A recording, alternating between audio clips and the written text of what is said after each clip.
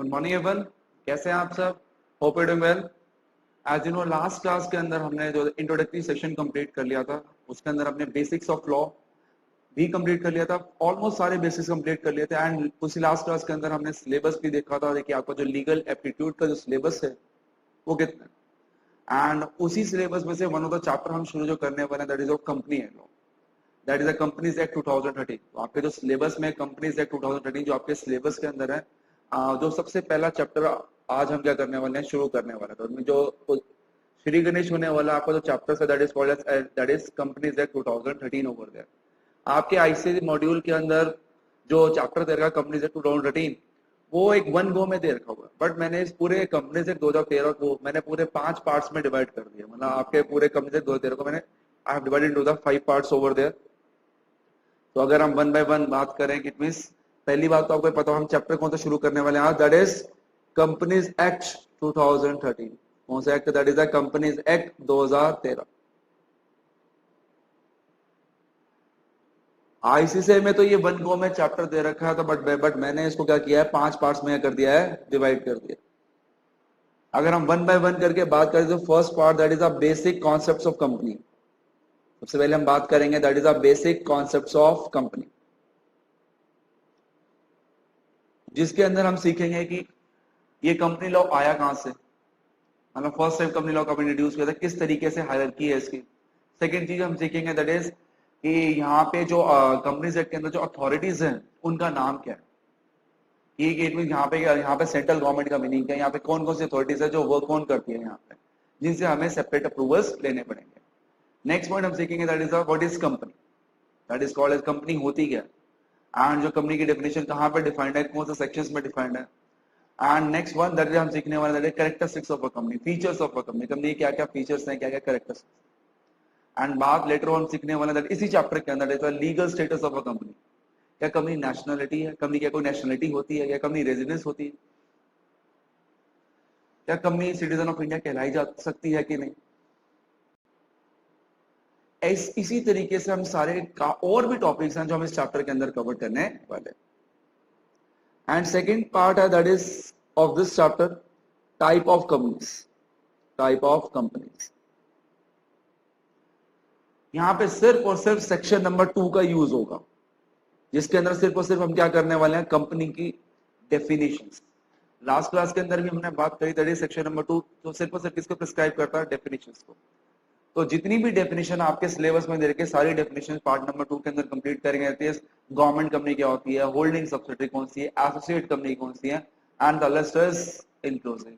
Detail के अंदर हम बात करें that is the type of companies.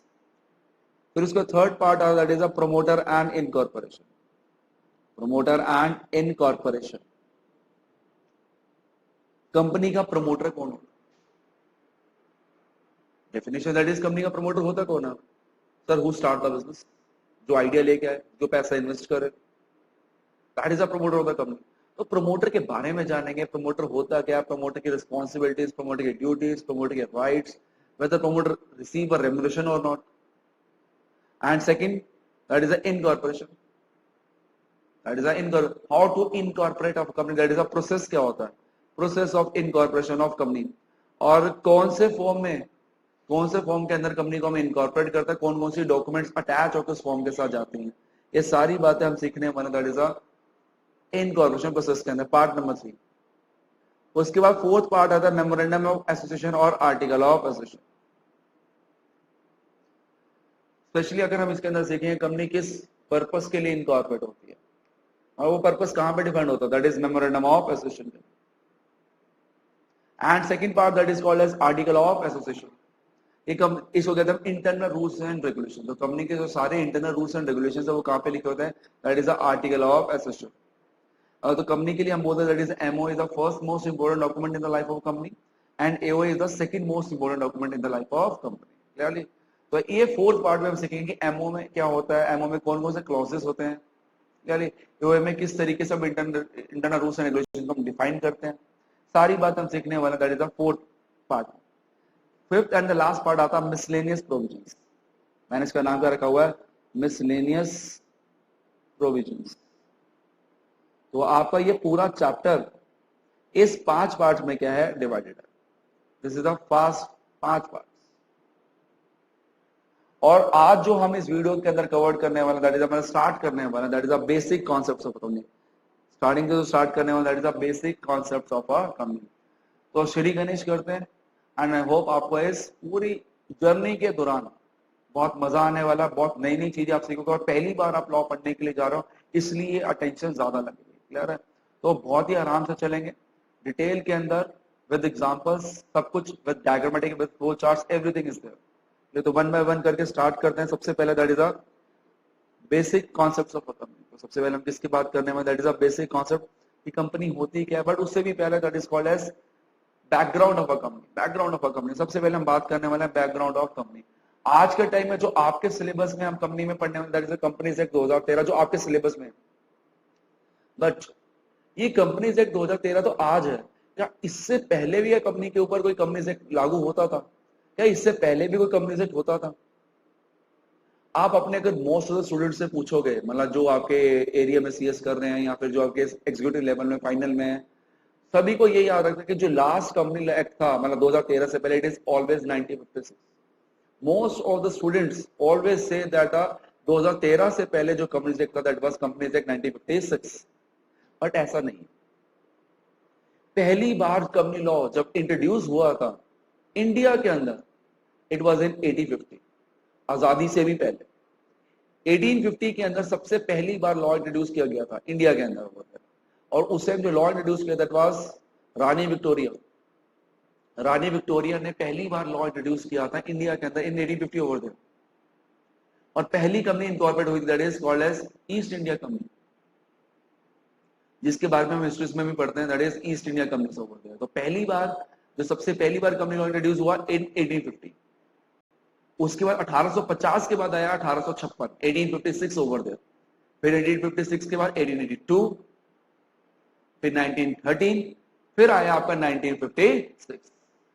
और मोर देन 50 इयर्स बाद 1956 को, 1956 को चेंज करने की हमें जरूरत पड़ी, और हमें एक नया लॉ इंट्रोड्यूस कर दिया हमने कंपनीज एक्ट के ऊपर, that is companies act 2013।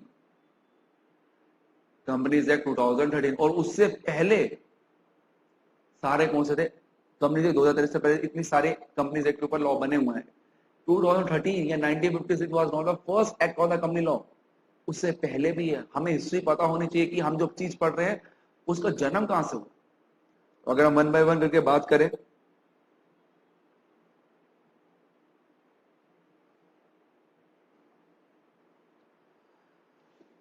the first time law was introduced, that was in 1850 by the Rani Victoria over there. और उन्होंने जब पहली बार लॉ इंट्रोड्यूस किया था इंडिया के अंदर, उसने first company that was known as East India company, that was East India company. और ईस्ट इंडिया कंपनी को हम एक और नाम देते हैं, that was the royal chartered company. क्या बोलते हैं हम इसको? Royal chartered company. Royal chartered company का मीनिंग होता है दैट इज जो किंग के ऑर्डर पे या क्वीन के ऑर्डर पे बने, that is known as a royal chartered company. But आज के जमाने में अगर हम बात करें तो आज वो किंग क्वीन का कोई जमाना नहीं है, और डेमोक्रेटिक कंट्री है, तो आज के टाइम में there is no royal chartered companies.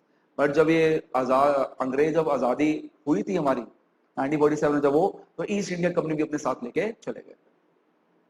और 1856 के बाद लॉ चेंज हुआ, 1856, फिर उसके बाद 1882, फिर 1913, फिर जो फेमस एक्ट है कंपनीज एक्ट के ऊपर, दैट इज 1956। 50 साल तक ये लॉ चला। उसके बाद नया लॉ इंट्रोड्यूस किया गया, कंपनीज एक्ट 2013। और ये आपके है सिलेबस। जो सारे प्रोविजंस हम पढ़ने वाले हैं वो 2013 के प्रोविजन के हिसाब से पढ़ने वाले हैं। दैट वाज, और ये नोटिफाइड हुआ था।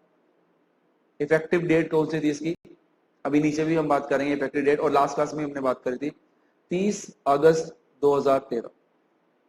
इफेक्टिव डेट है कब से लॉ मतलब भारत में लागू हुआ था, दैट इज 30 अगस्त 2013 onwards over there.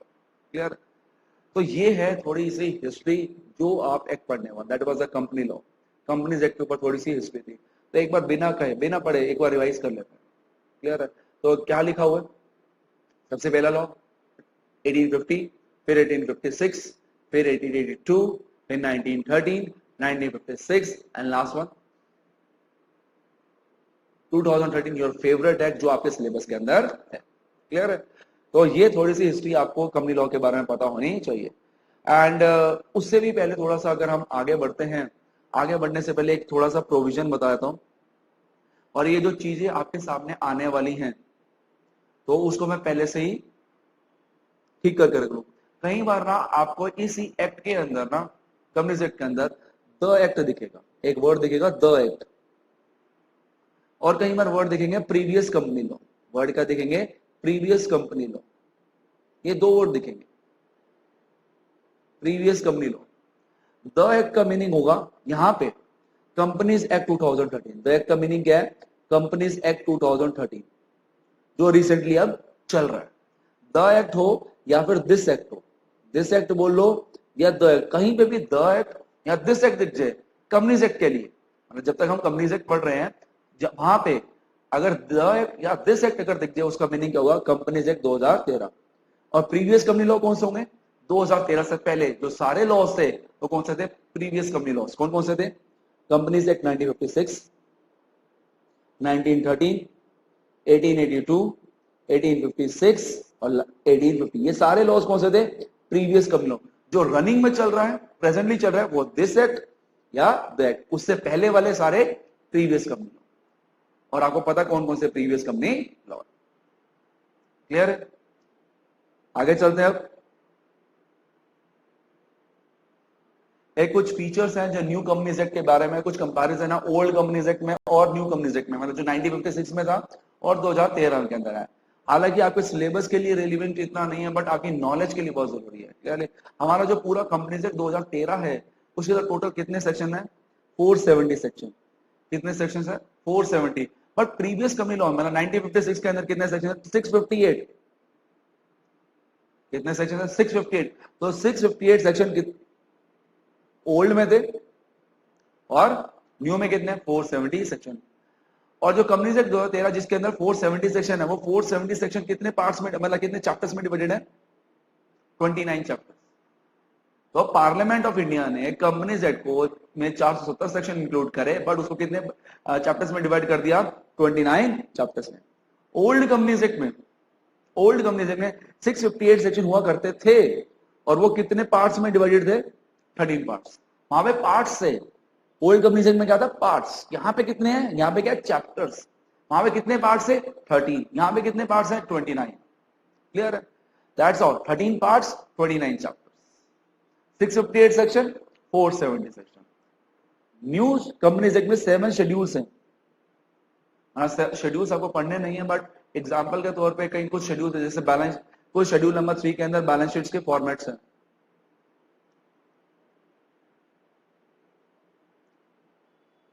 Schedule number 1 में एमओए और एओए की बातें की हुई हैं, कुछ फॉर्मेट्स दे रखे होते हैं, पर आपको स्टडी नहीं करने, ये आपके एग्जीक्यूटिव लेवल में आने वाले हैं, यहां पे नहीं अभी।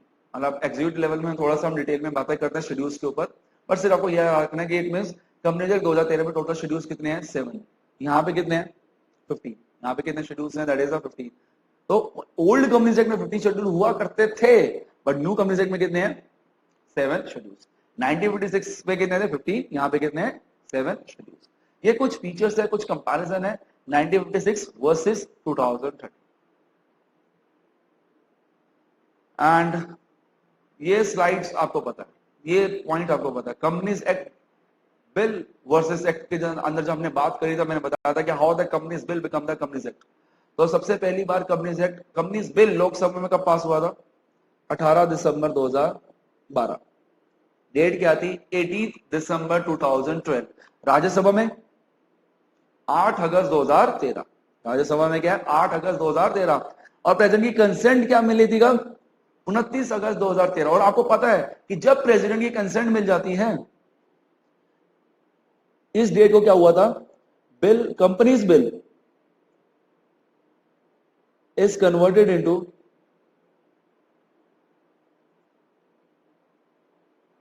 Companies act, is converted into companies act. और आपको पता है एक स्टेप और होता है, इसके बाद ये नोटिफाइड हुआ था in the official gazette of India. क्या हुआ था? नोटिफाइड हुआ था in the official gazette of India.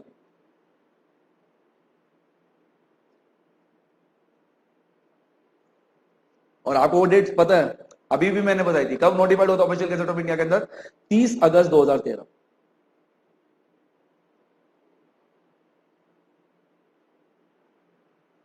और इसको क्या कहते हैं, effective date of companies act. क्या ये effective date of companies act, ये भारत में कंपनीज एक्ट 2013 कब से लागू हुआ था, 30 अगस्त 2013 से, दैट इज 30 अगस्त 2013। ऐसी ये सारी बातें हमने लास्ट इंट्रोडक्टरी सेक्शन में भी कंप्लीट करी थी, बट जब हम कर ही रहे हैं सीक्वेंस ऑर्डर के अंदर तो सारी बातें कुछ कुछ रिवाइज भी कर रहे हैं। अब से शुरू होता है आपका that is a new provision.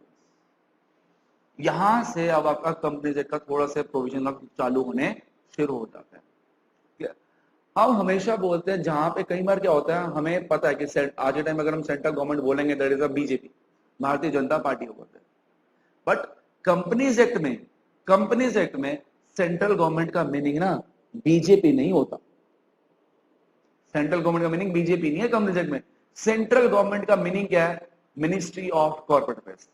पूरे कंपनीज एक्ट में या सीसेट में बात करें तो जितने भी प्रोविजंस आप पढ़ने वाले कंपनीज एक्ट में, जहां पे भी सेंट्रल गवर्नमेंट वर्ड आपको दिख जाए, जहां पे भी सेंट्रल गवर्नमेंट आपको वर्ड दिख जाए, उसका मीनिंग क्या होता है, मिनिस्ट्री ऑफ कॉर्पोरेट अफेयर्स। क्या काम है, क्या नाम है, that is called ministry of corporate affairs. इस मिनिस्ट्री ऑफ कॉर्पोरेट अफेयर्स का काम क्या होता है, रूल्स बनाना। क्या बनाना, रूल्स बनाना। कंपनीज एक्ट के लिए क्या बनाना, रूल्स बनाना, नई नई नोटिफिकेशन लेके आना, नए नए सर्कुलर इशू करना, ये सारा काम किसका है, मिनिस्ट्री ऑफ कॉर्पोरेट अफेयर्स। और मैंने लास्ट क्लास में बात करती कि हम लॉ पढ़ते हैं, एक्ट नहीं पढ़ते हैं। हमें लॉ पढ़ाया जाता है, एक्ट नहीं पढ़ाया जाता। तो हम कंपनी लॉ पढ़ेंगे, कंपनी एक्ट नहीं, क्योंकि लॉ के अंदर क्या आता है, एक्ट भी आता है, रूल्स भी आते हैं, केस लॉस भी आता है। तो इसलिए हम क्या पढ़ने वाले हैं, लॉ, एक्ट नहीं पढ़ने वाले। और रूल्स कौन बनाता है, मिनिस्ट्री। कंपनी एक्ट के रूल्स कौन बनाता है, ministry of corporate affairs. Company law के रूल्स कौन बनाता है, मिनिस्ट्री ऑफ कॉर्पोरेट अफेयर्स। और मैंने लास्ट क्लास में बताया था दैट इज कि हर सेक्टर के लिए मिनिस्ट्रीज अलग है, तो सेपरेट एक्ट के लिए सेपरेट मिनिस्ट्रीज अलग है, तो उनके रूल्स उनकी मिनिस्ट्री बनाती है, पार्लियामेंट नहीं बनाती। हर छोटी छोटी बात के लिए हम पार्लियामेंट में नहीं जाएंगे, हमने क्या बना रखी है, उनकी मिनिस्ट्रीज। और इंडिया में पूरी एक ही मिनिस्ट्री है, that is one ministry of, कहां पे है, न्यू दिल्ली। कहां पे है, न्यू दिल्ली। और उसके बाद हमेशा याद रखना, जहां पूरे कंपनीज एक्ट के लिए बोल रहा हूं, whole companies act, whole companies act में जहां पे भी सेंट्रल गवर्नमेंट वर्ड दिख जाए, जहां पे भी सेंट्रल गवर्नमेंट वर्ड दिख जाए, उसका मीनिंग आंख बंद करके बोल देना, उसका मीनिंग क्या है, मिनिस्ट्री ऑफ कॉर्पोरेट अफेयर्स। तो 470 सेक्शन में, 470 सेक्शन के अंदर जहां पे वर्ड आपको दिख जाए, what is central government, it is known as ministry of corporate affairs. Short form में बोलता हूं इसको एमसीए। और इसकी एक साइट भी होती है, mca.gov.in, या आप MCA21। आपको पहले साइट ही दिखाया था। और वैसे बता दो कि पूरी टोटल मिनिस्ट्री मतलब कितनी एमसीएज हैं, एक। कहां पे है, न्यू दिल्ली। कहां पे है, न्यू दिल्ली। ये सारी बातें आपको पता है, अभी जो हमने डिस्कस करी है। इसकी साइट एक बार आपको दिखाता हूं, एक बार चेक कर लेते हैं।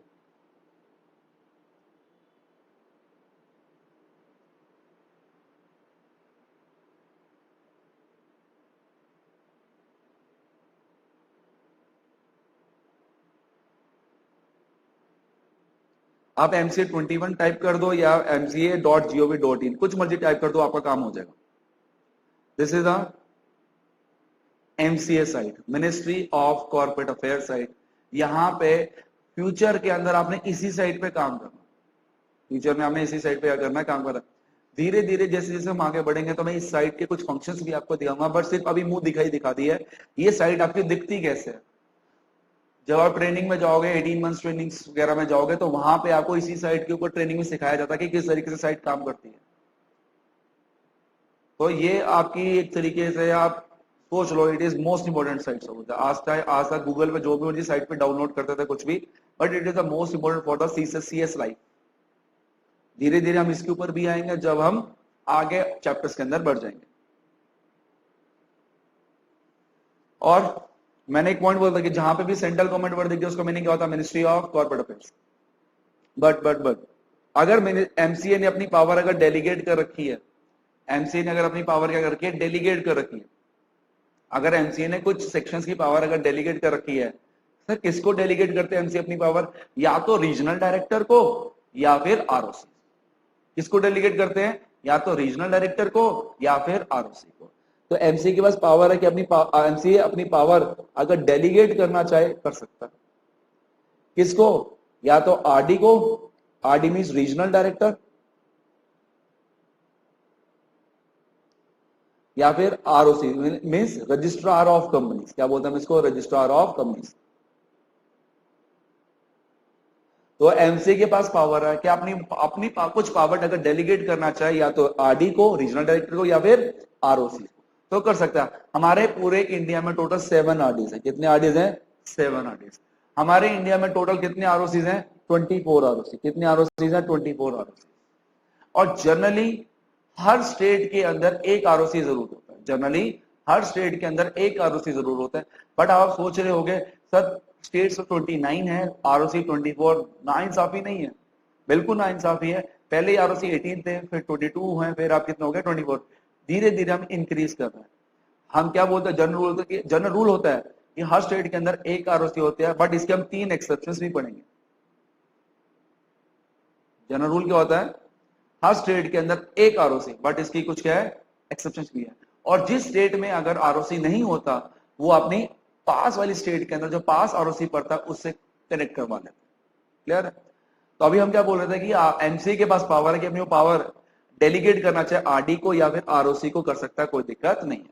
बट याद रखना, जिस सेक्शन की भी पावर एमसीए ने आरडी या आरओसी को डेलीगेट कर दी, उस सेक्शन में सेंट्रल गवर्नमेंट का मीनिंग क्या हो जाएगा, या तो आरडी या फिर आरओसी। मैं दोबारा रिपीट करता हूं, जिस सेक्शन की भी पावर एमसीए ने अगर आरडी या आरओसी को डेलीगेट कर दी, उस सेक्शन के लिए सेंट्रल गवर्नमेंट का मीनिंग एमसीए नहीं होगा, उस सेक्शन के लिए सेंट्रल गवर्नमेंट का मीनिंग क्या हो जाएगा, या तो आरडी या फिर आरओसी। फॉर एग्जाम्पल, मेरे पूरे कंपनीज एक्ट में 470 सेक्शन है, तो हम जनरल प्रिजम्पशन क्या लेते हैं, पूरे 470 सेक्शन में जहां पे भी सेंट्रल गवर्नमेंट वर्ड आ जाएगा उसका मीनिंग क्या हो जाएगा, मिनिस्ट्री ऑफ कॉर्पोरेट अफेयर्स।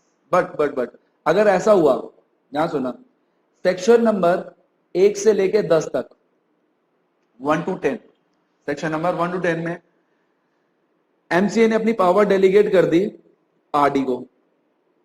11 से 20 तक, सेक्शन नंबर 11 to 20 तक एमसीए ने अपनी पावर डेलीगेट कर दी आरओसी को। क्लियर है। फ्रॉम सेक्शन 21 to 470 एमसीए ने अपनी पावर अपने पास ही रखी है। तो इसका मीनिंग क्या हुआ, सेक्शन 1 to 10 में जहां पे भी सेंट्रल गवर्नमेंट वर्ड आ जाएगा, जहां पे भी क्या आएगा, सेंट्रल गवर्नमेंट वर्ड आएगा, उसका मीनिंग क्या होगा, आरडी। उसका मीनिंग क्या होगा, आरडी। 11 to 20 में भी जहां पे सेंट्रल गवर्नमेंट वर्ड आएगा, उसका meaning ministry of corporate affairs नहीं होगा, उसका मीनिंग क्या होगा, ROC, registrar of company. Section 21 to 470 से लेके जहां पे भी सेंट्रल गवर्नमेंट वर्ड आएगा, वहां पे मीनिंग क्या होगा, मिनिस्ट्री ऑफ कॉर्पोरेट अफेयर्स। तो इस तरीके से एमसीए अपनी पावर आरडी को या आरओसी को डेलीगेट करना चाहे कर सकते। क्लियर है।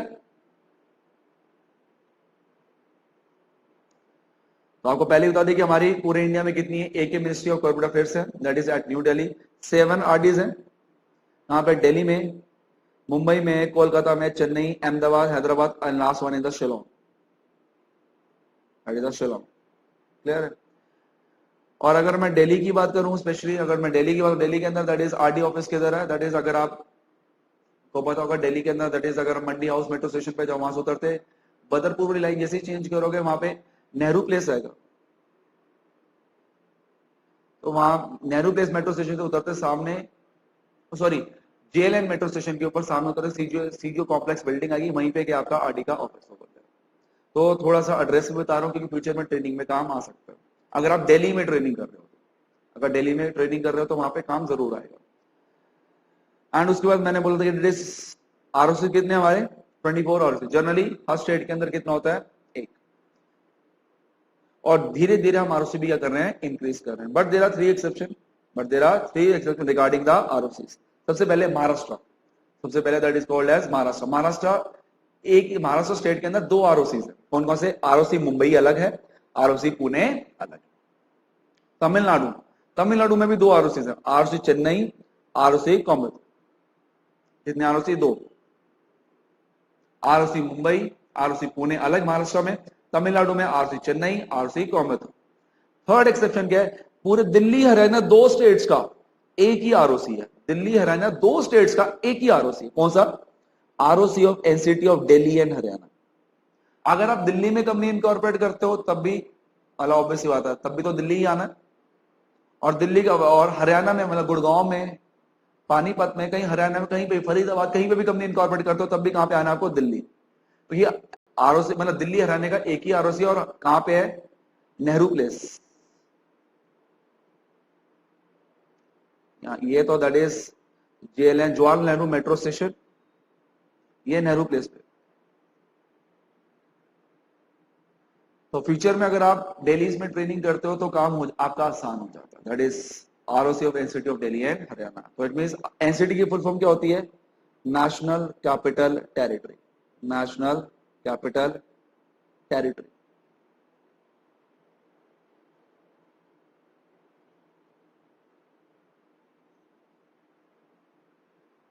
दिल्ली में कंपनी इनकॉर्पोरेट करो तब भी नेहरू प्लेस, हरियाणा में कंपनी इनकॉर्पोरेट करो तब भी नेहरू प्लेस। क्लियर है? तो 3 एक्सेप्शंस कौन कौन सी होगी? महाराष्ट्र में कितने आरओसी? 2 सर। आरओसी मुंबई अलग, आरओसी पुणे अलग। तमिलनाडु के अंदर 2 आरओसी, आरओसी चेन्नई अलग, आरओसी कोयम्बटूर अलग। दिल्ली हरियाणा का एक ही ROC, ROC of NCT of Delhi and Haryana. Clear? और ये जो हायरार्की आपको दे रखी है इसी हायरार्की में याद करना, और पावर भी इसी तरीके से है। सबसे बड़ा मिनिस्ट्री ऑफ कॉर्पोरेट अफेयर्स, उसके नीचे आरडी और उसके नीचे क्या होता है? आरओसी। क्लियर है?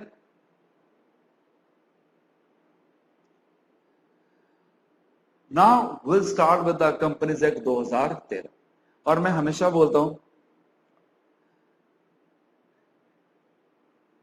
नॉर्मली सभी एक्ट का जो सेक्शन नंबर 1 होता है, सेक्शन नंबर 1 किसी भी एक्ट को उठा के देख लेना, हमेशा एप्लीकेबिलिटी सेक्शन, एप्लीकेबिलिटी बताता है। क्या बताता है? एप्लीकेबिलिटी, कि ये एक्ट कहां कहां एप्लीकेबल हो, किस किस के ऊपर एप्लीकेबल हो, किस किस के ऊपर लागू होगा। और किसी भी एक्ट का सेक्शन नंबर 2 क्या बताता है? Definition section. डेफिनेशन सेक्शन, जिसकी बात हमने लास्ट क्लास में भी करी। तो सेक्शन नंबर 1 क्या बताता है? एप्लीकेबिलिटी। ये एक्ट कहां का एप्लीकेबल होगा, कहां का एप्लीकेबल नहीं होगा, किस किस के ऊपर एप्लीकेबल होगा, किस किस के ऊपर एप्लीकेबल नहीं होगा। That talks about the section number 1। और सेक्शन नंबर 2 हमेशा क्या होता है? डेफिनेशन सेक्शन, जो इसके लिए अभी हम टाइप ऑफ कंपनीज का चैप्टर भी करेंगे पार्ट 2 के अंदर। तो अभी सेक्शन नंबर 1 करते हैं। सेक्शन नंबर 1 कहता है एप्लीकेबिलिटी ऑफ कंपनीज एक्ट 2013। मतलब इट मींस कंपनीज एक्ट 2013 किन किन कंपनीज के ऊपर एप्लीकेबल होगा, किन किन के ऊपर और पहले तो ये मतलब एक्ट लागू कब हुआ था? 30 अगस्त 2013। ये एक्ट कंपनीज एक्ट भारत में कब लागू हुआ था? 30 अगस्त 2013। तो एज पर section number 1 of companies act 2013 the act applies to whole of India. पूरे इंडिया पे अप्लाई होगा including Jammu and Kashmir, including Jammu and Kashmir. And the provision of the act, और मैंने पहले बताया द एक्ट का मीनिंग क्या होता है? Companies act 2013। And the provision of the act shall apply to the following, कि कौन कौन सी कंपनीज के ऊपर अप्लाई होगा? ऐसी कंपनीज जो कंपनीज एक्ट 2013 में इनकॉर्पोरेट हुई है, दिस एक्ट, या फिर प्रीवियस कंपनी लॉ में इनकॉर्पोरेट हुई है। तो कहने का मीनिंग क्या हुआ? कंपनीज एक्ट किसके ऊपर अप्लाई होगा? ऐसी कंपनीज जो कंपनीज एक्ट 2013 में इनकॉर्पोरेट हुई हैं या फिर प्रीवियस कंपनी लॉज में क्या हुई हैं? इनकॉर्पोरेट हुई हैं। इंश्योरेंस कंपनी के ऊपर भी अप्लाई होगा। किसके ऊपर अप्लाई होगा? Insurance companies, banking companies, electricity companies.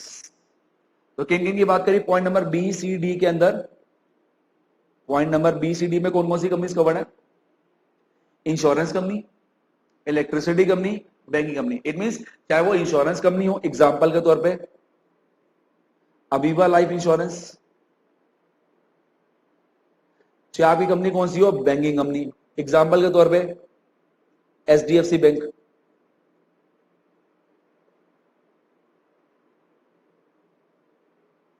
Electricity companies BSES, राजधानी पावर लिमिटेड। क्लियर है? तो इनके ऊपर भी कंपनीज एक्ट 2013 अप्लाई होगा। और ना हर कंपनीज के, इंश्योरेंस कंपनी हो, बैंकिंग कंपनी हो या इलेक्ट्रिसिटी कंपनी हो, इनके अपने भी एक्ट हैं। इंश्योरेंस कंपनी का अपना एक्ट है, that is insurance act 1938, banking regulation 1949, electricity act 2013।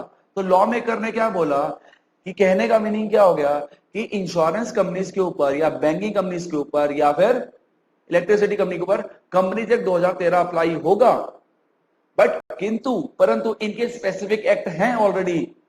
तो स्पेसिफिक एक्ट और जनरल एक्ट में कभी भी कॉन्ट्रडिक्शन हो जाती है तो स्पेसिफिक प्रिवेल ओवर जनरल, जिसकी बात हमने लास्ट क्लास में भी करी थी। तो कहने का meaning companies act is a very general act, insurance act, banking regulation act 1949 या electricity act 2013 is a special act. तो इट मींस कहने का मीनिंग क्या हुआ, अगर मेरी कंपनी कौन सी है ना, सुना, मेरी कंपनी है इंश्योरेंस कंपनी है, या मेरी कंपनी कौन सी है, बैंकिंग कंपनी है, या फिर मेरी कंपनी कौन सी है, इलेक्ट्रिसिटी कंपनी है। तो इनके अपने अपने स्पेसिफिक एक्ट भी, इंश्योरेंस कंपनी का स्पेसिफिक एक्ट कौन सा होता है, insurance act 1938, electricity banking company का, दैट इज बैंकिंग कंपनी के लिए banking regulation act 1949, banking regulation act 1949, electricity के लिए इलेक्ट्रिसिटी एक्ट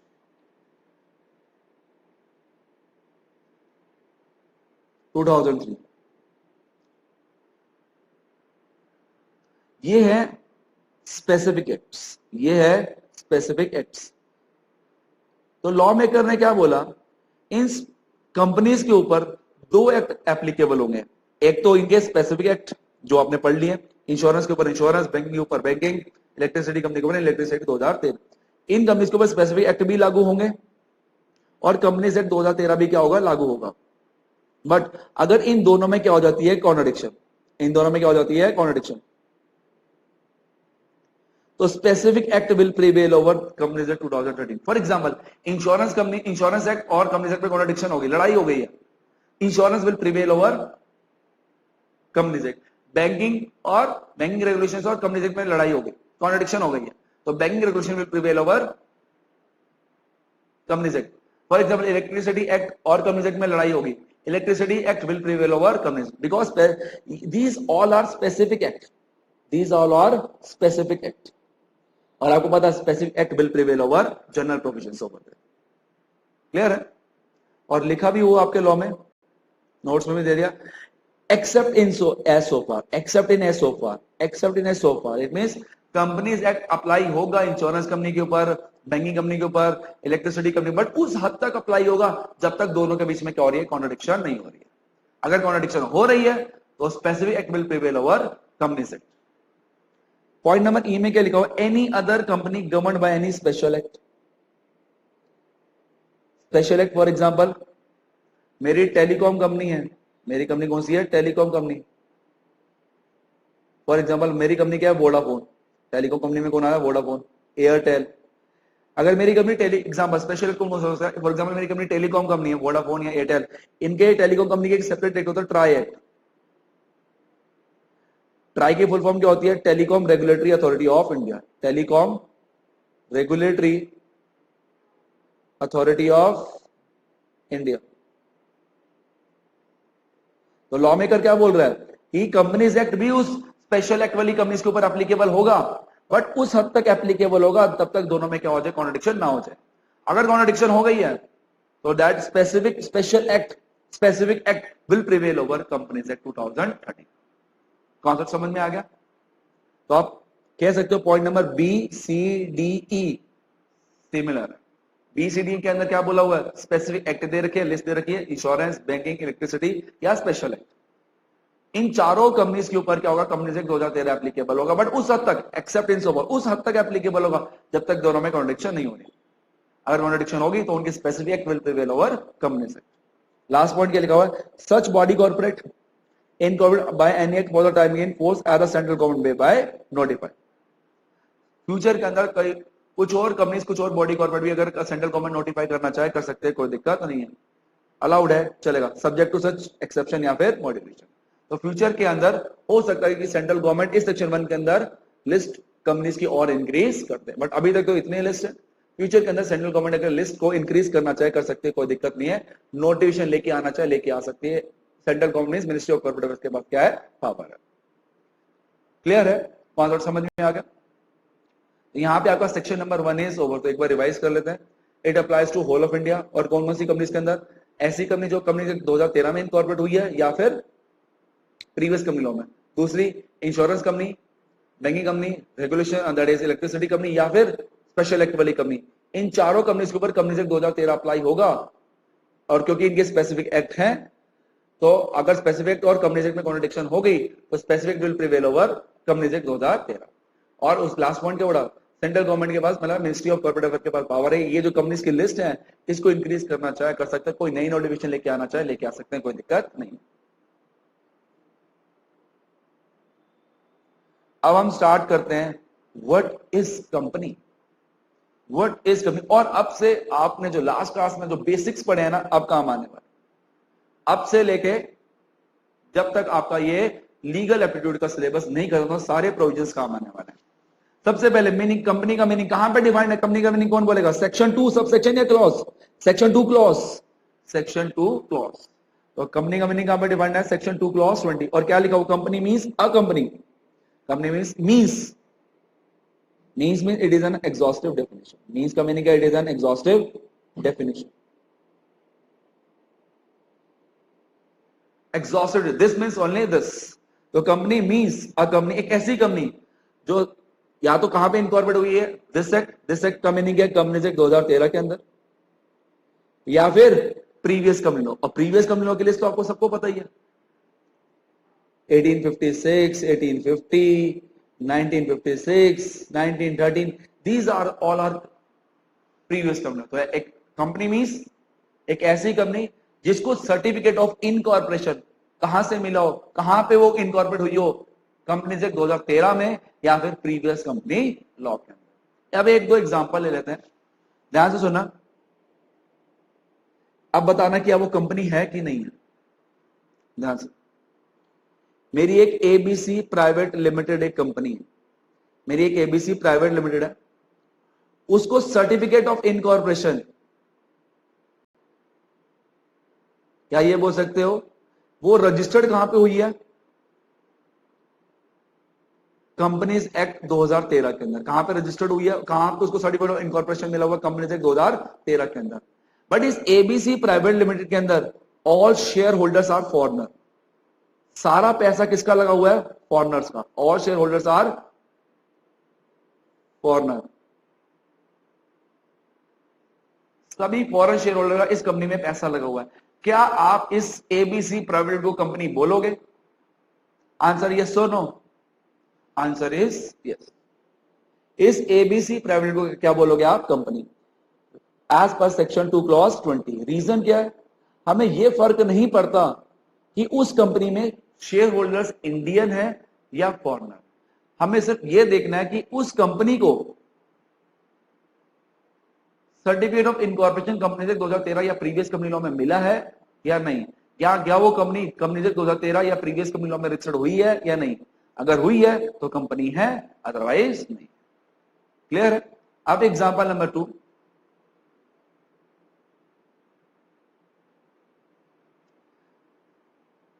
एक एज्यूम्ड एग्जांपल, फॉर एग्जांपल एक गूगल इंक है यूएसए, गूगल इंक यूएसए की कंपनी है, ये यूएसए कंपनी है, इसको सर्टिफिकेट ऑफ इनकॉर्पोरेशन, इसको सर्टिफिकेट ऑफ इनकॉर्पोरेशन यूएसए से मिला हुआ है।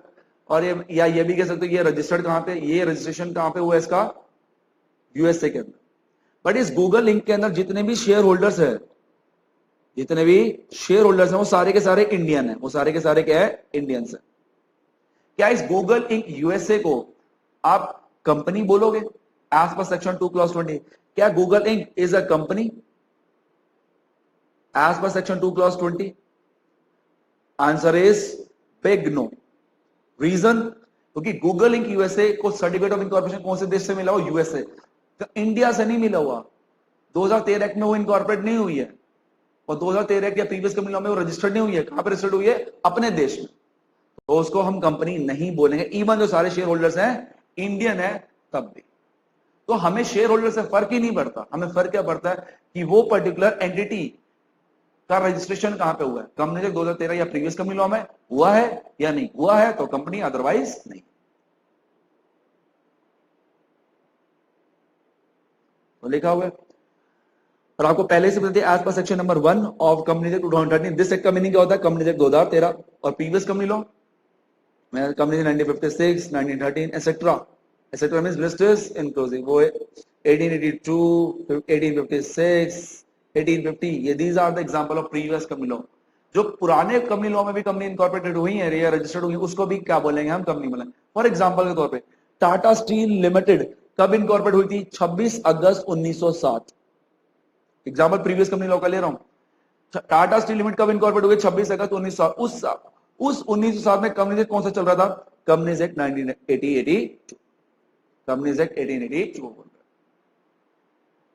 This is the example of previous company law.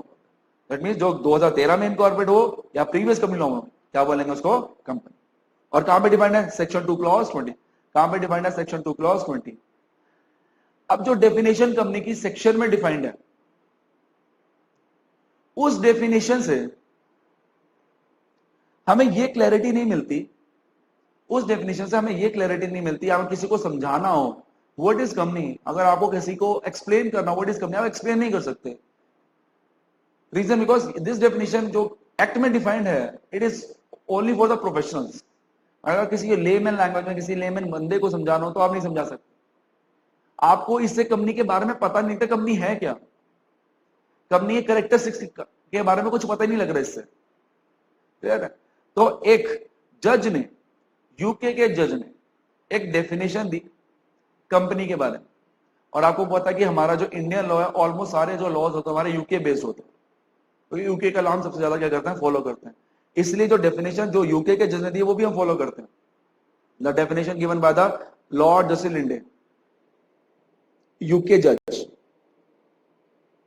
इन्होंने जो डेफिनेशन दी है वो डेफिनेशन पढ़ने के बाद आपको डेफिनेशन समझ में आ गई। क्या लिखा हुआ है, company is an association of many persons, क्या लिखा हुआ, पर्संस ऑब्लिक पर्सन, ऑब्लिक करके पर्सन। एक बार रीड करते हैं फिर explain. An association of many person of who contribute money या money worth to a common stock, to a common stock, and employing some trade or business who share the profit and loss arise therefrom, who share the profit and loss arise therefrom। तो one by one करके अगर हम पकड़ते हैं क्या लिखा हुआ है, it is an association of many person oblique person, क्या लिखा हुआ, मेनी पर्संस ऑब्लिक पर्सन। पहले यहां पे पर्सन ही था, ऑब्लिक पर्सन बाद में ऐड हुआ है। रीजन बिकॉज पहले क्या होती थी कि दो ही कंपनी हुआ करती थी, दो टाइप ऑफ कंपनी हुआ करती थी, एक तो पब्लिक कंपनी और एक प्राइवेट कंपनी। प्राइवेट कंपनी में मिनिमम मेंबर चाहिए होते हैं 2, मिनिमम मेंबर कितने चाहिए होते हैं आपको 2। पब्लिक कंपनी में मिनिमम मेंबर कितने चाहिए होते हैं 7, मिनिमम मेंबर कितने चाहिए होते हैं 7, क्लियर है। तो N association of many person चल सकता था, बट जब से कंपनी 2013 आया ना, एक ओपीसी कंपनी भी आ गई है, 1 पर्सन कंपनी, इसको क्या बोलते हैं हम, 1 पर्सन कंपनी। उसमें लिखा कि अगर सिंगल मेंबर भी एक अकेला बंदा भी अगर कंपनी को इनकॉर्पोरेट करना चाहे कर सकता है। Single member can also incorporate a company, तो इसलिए मैंने उसकी वजह से ये ऑब्लिक पर्सन ऐड कर दिया। तो it is an association of many persons और पर्सन हु कंट्रीब्यूट मनी और money worth, who contribute money और मनी वर्थ। कौन कंट्रीब्यूट देता है, जो भी बंदा कंट्रीब्यूशन देता है उसको बोलता है मेंबर, उसको क्या बोलता है, उसको मेंबर। और मेंबर के पास एक राइट है, क्या राइट है कि वो मनी मतलब कैश में भी कंट्रीब्यूट कर सकता है, मनी वर्थ मतलब काइंड में भी कंट्रीब्यूट कर सकता है।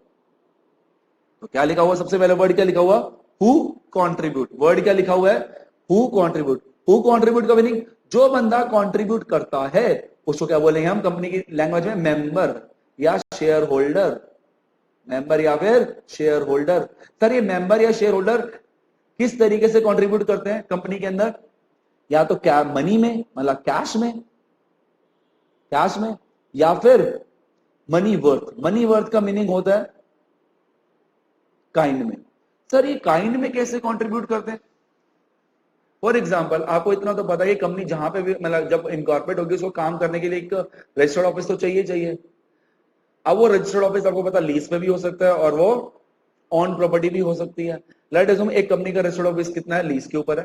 कंपनी का एक रजिस्टर्ड ऑफिस है लीज पे, और आपको पता है ऑनर 1 तारीख को रेंट मांगने के लिए आ गया।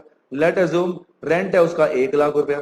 कंपनी ने बोला भी जुम्मा 1 महीना कंपनी को इनकॉर्पोरेट हुआ, भी इतना बिजनेस है नहीं, तो कंपनी के ऑनर ने क्या बोला, प्रमोटर्स ने क्या बोला, सर एक काम करो, हमारे पास अभी 1 लाख रुपया रेंट देने को तो है नहीं, आप हमारी कंपनी क्या ले लो, शेयर्स ले लो। आप हमारी कंपनी क्या ले लो, शेयर्स ले लो। तो एक बात बताओ, उस ऑनर वो ओनर एग्री होगा, वो ओनर क्या होगा, एग्री होगा। अब एक बात बताओ, वो जो ऑनर था उसने कंपनी में जो कंट्रीब्यूशन दिया है वो कैश में दिया या काइंड में? काइंड में। वो उसने उस कंपनी को ये रजिस्टर्ड ऑफिस यूज करने के लिए दे दिया और उसके बदले उसको क्या मिल गए, शेयर्स। कॉन्सेप्ट समझ में आ गया? इट मींस जो बंदा कंट्रीब्यूट करता है मेंबर, वो कैश में भी कर सकता है और वो काइंड में भी। क्लियर है? उसके बाद क्या लिखा हुआ है, अगर कंपनी के पास पैसा, अगर जो मेंबर जो कंट्रीब्यूट करते हैं पैसा, वो पैसा ज्यादा क्या कंपनी की कॉमन स्टॉक। कॉमन स्टॉक का मीनिंग होता है शेयर कैपिटल। कॉमन स्टॉक का मीनिंग क्या होता है, शेयर कैपिटल।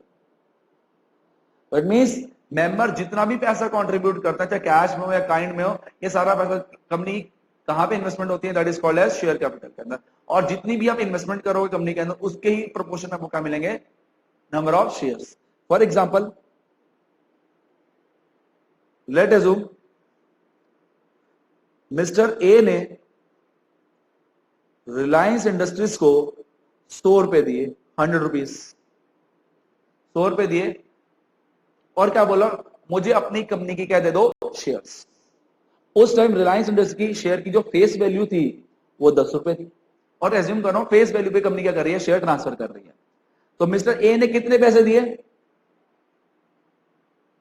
100 रुपए, और एक शेयर की फेस वैल्यू कितनी थी, 10 रुपए। तो मिस्टर ए को कितने शेयर्स मिलेंगे, जितनी उसने इन्वेस्टमेंट कर रही है ना उसके प्रपोर्शन में उसको नंबर ऑफ शेयर्स मिलेंगे। तो मिस्टर ए को कितने नंबर ऑफ शेयर्स मिलेंगे, रिलायंस इंडस्ट्री की 100 रुपए उसने इन्वेस्टमेंट करी है, एक शेयर की फेस वैल्यू 10 रुपए, कितने मिलेंगे, 10 shares of Reliance, 10 shares of Reliance. तो कहने का मीनिंग क्या हुआ, जितने प्रपोर्शन में आप इन्वेस्टमेंट करोगे, जितने भी प्रपोर्शन में आप इन्वेस्टमेंट करोगे, सॉरी जितनी भी आप इन्वेस्टमेंट करोगे उसी के प्रपोर्शन में क्या मिलेंगे आपको, नंबर ऑफ शेयर्स। 1000 रुपए लगाओगे 1000 के बदले, 10,000 लगाओगे 10,000 के बदले। क्लियर है? तो इट मींस कहने का मीनिंग, मेंबर जितना पैसा इन्वेस्ट करता है कंपनी की कॉमन स्टॉक के अंदर, that is the share capital, उसकी इन्वेस्टमेंट के प्रपोर्शन में क्या मिलता है, नंबर ऑफ शेयर्स। अच्छा, कंपनी के पास जो इन्वेस्टमेंट जाती है, कंपनी के पास जैसे हमारे एग्जाम्पल में अगर मिस्टर ए ने 100 रुपए दिए थे कंपनी को, क्लियर है, तो कंपनी के पास जब ये 100 रुपया जाएगा तो कंपनी ये 100 रुपए कहां पे लगाएगी, अपने ट्रेड और बिजनेस, मतलब अपने बिजनेस के अंदर, अपने बिजनेस के अंदर। और उस बिजनेस के अंदर प्रॉफिट भी हो सकता है और लॉस भी हो सकता है। 100 रुपया अगर रिलायंस इंडस्ट्री ने अपने बिजनेस में लगाया तो रिलायंस को लॉस भी हो सकता है या फिर प्रॉफिट भी हो सकता है। और आपको पता है कि members are the owner of the companies over there, तो मेंबर को प्रॉफिट भी मिलेगा और उसको लॉस भी बियर करना पड़ेगा। This is the definition of a company over there. और ये जो डेफिनेशन है एक्ट की डेफिनेशन नहीं है, ये डेफिनेशन किसने दी है, यूके जज, that is Lord Justice Lindley over there. तो एक बार रिपीट कर लेते हैं कि क्या लिखा हुआ है, it is an association of many person oblique person who contribute, जो कौन बंदा कंट्रीब्यूट, जो बंदा कंट्रीब्यूट करता है उसको क्या बोलते हैं, मेंबर। कौन सी फॉर्म में कंट्रीब्यूट कर सकते हैं, कैश में भी और काइंड में भी। और जो जितना भी आप इन्वेस्टमेंट करते हो उसके प्रोपोर्शन में क्या मिलता है आपको, नंबर ऑफ शेयर्स, और दैट इज कॉमर्स को क्या बोलते, that is called as share capital. और जो भी जितना भी पैसा कंपनी के पास जाएगा in the form of investment, company क्या करेगी, अपने बिजनेस में लगाएगी, और बिजनेस में प्रॉफिट भी हो सकता है और लॉस भी। तो मेंबर को प्रॉफिट भी मिलेगा और लॉस भी बियर करना पड़ेगा। और मैंने नीचे नोट्स में सब कुछ मेंशन कर दिया। कॉमन स्टॉक क्या बोलते हैं हम, शेयर कैपिटल। जो बंदा कंट्रीब्यूट करता है कॉमन स्टॉक के अंदर उसको क्या बोलते हैं, मेंबर्स ऑफ द कंपनी, या शेयर होल्डर भी बोल लो। और मेंबर्स को उतने ही शेयर्स मिलेंगे जितनी उसने इन्वेस्टमेंट कितनी कर की हो, शेयर कैपिटल। तो मेंबर्स को उतने ही प्रपोर्शन में शेयर्स मिलेंगे जितनी उसने इन्वेस्टमेंट कहां पे की हो, शेयर कैपिटल के। 100 रुपए लगाओगे, जैसे हमारे एग्जाम्पल 1 शेयर की बेस वैल्यू 10 रुपए, तो 10 शेयर। जितनी इन्वेस्टमेंट ज्यादा उतने नंबर ऑफ शेयर ज्यादा। क्लियर? उसके बाद हम न्यू टॉपिक के ऊपर आते हैं, that is called as characteristics बोलो या फीचर्स ऑफ अ कंपनी बोलो, एक ही बात है। तो now will focus to the characteristics और the features of a company. तो वन बाय वन करके अगर हम पकड़ते हैं, that is what are the characteristics and what are the features of a company. तो सबसे पहला कैरेक्टरिस्टिक्स क्या है? Incorporation association. सबसे पहला कैरेक्टरिस्टिक्स क्या है? That is called as incorporation association. तो क्या लिखा हुआ सबसे पहले? आपको पहले से मैं बता दूं कि कम पढ़ने से पहले नेचुरल पर्सन का बर्थ कैसे होता है? सर नेचुरल पर्सन का बर्थ होता है तो डॉक्टर क्या बोलता है? बर्थ सर्टिफिकेट देता है, इशू करता है, और उस बर्थ सर्टिफिकेट में क्या लिखता है? Date and time. क्या लिखता है? Date and time. ऐसी जब कंपनी इनकॉर्पोरेट होती है ना, तो कंपनी को क्या मिलता है? Certificate of incorporation. कंपनी को क्या मिलता है? Certificate of incorporation. और ये सर्टिफिकेट इनकॉर्पोरेशन इशू कौन करता है? Registrar of companies. कौन इशू करता है? Registrar of companies. और इस सर्टिफिकेट ऑफ इनकॉर्पोरेशन में डेट लिखी होती है। क्या लिखी होती है? डेट, कि इस दिन कंपनी इनकॉर्पोरेट हो चुका है, इस दिन कंपनी एग्जिस्टेंस में आ चुकी है, इस दिन कंपनी में क्या हो चुकी है? एग्जिस्टेंस के अंदर आ चुकी है, इस दिन कंपनी का क्या हो चुका है? बर्थ हो चुका है। तो जो डेट सर्टिफिकेट ऑफ इनकॉर्पोरेशन में लिखी होती है, उससे क्या पता लगता है कि कंपनी का जन्म कब हुआ है? जो डेट कहां पे मेंशन होगी? सर्टिफिकेट ऑफ इनकॉर्पोरेशन में। हम ये मानेंगे जो डेट सर्टिफिकेट ऑफ इनकॉर्पोरेशन में लिखी हुई है, उसी दिन से कंपनी क्या हुई है? एग्जिस्टेंस। उसी दिन से कंपनी क्या हुई है? बर्थ। तो company is stated when it is registered under this act means company 2013 और under any previous company law। ये ऑलरेडी हमें पता ही है। वो एग्जिस्टेंस में कब आती है? जब उसको उस दिन से वो एग्जिस्टेंस में आती है, जो डेट कहां पे मेंशन है? सर्टिफिकेट ऑफ इनकॉर्पोरेशन में। और ये सीओआई शॉर्ट फॉर्म है, सीओआई। ये सर्टिफिकेट ऑफ इनकॉर्पोरेशन इशू कौन करता है? Registrar of companies. Registrar of companies.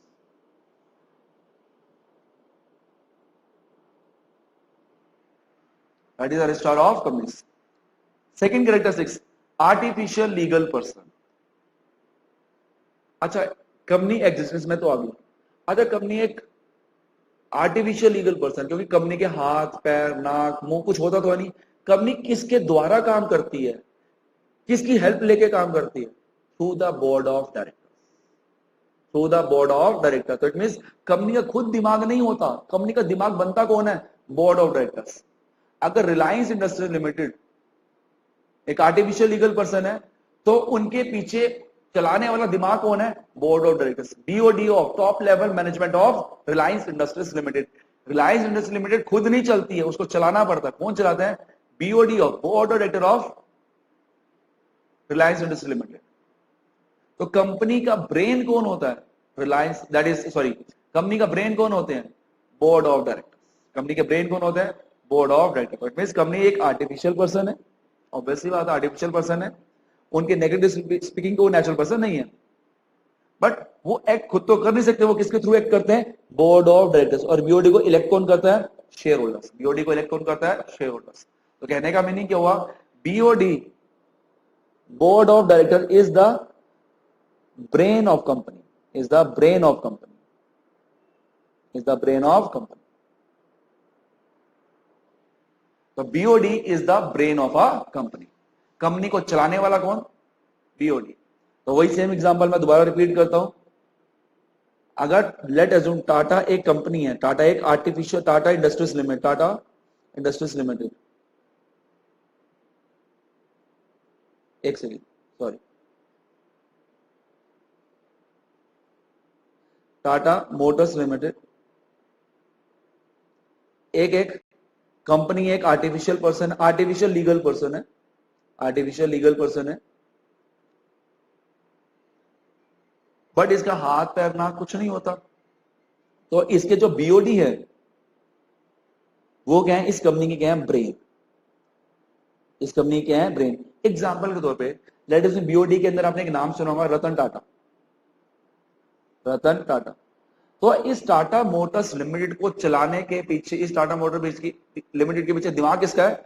Ratan Tata, या BOD top level management of that is Tata Motors limited. इसको ही कहते हैं आर्टिफिशियल लीगल पर्सन। उसके बाद क्या आती है? That is a third characteristic, that is a voluntary association of profit. That क्या कहता है? That is called a voluntary association of. Obviously बात है, एक बात बताओ, क्या कोई जोर जबरदस्ती करके आपसे कोई कंपनी बनवा सकता है? नहीं, वॉलंटियर, आप अपनी मर्जी से कंपनी बनाते, कोई आपको थप्पड़ मार के या आपका गला पकड़ के कंपनी नहीं बनवा रहा, आप अपनी मर्जी से कंपनी बना रहे हो। और आप जो कंपनी बनाते हो अपनी मर्जी से, वो किस ऑब्जेक्टिव से बनाते हो? Profit motive.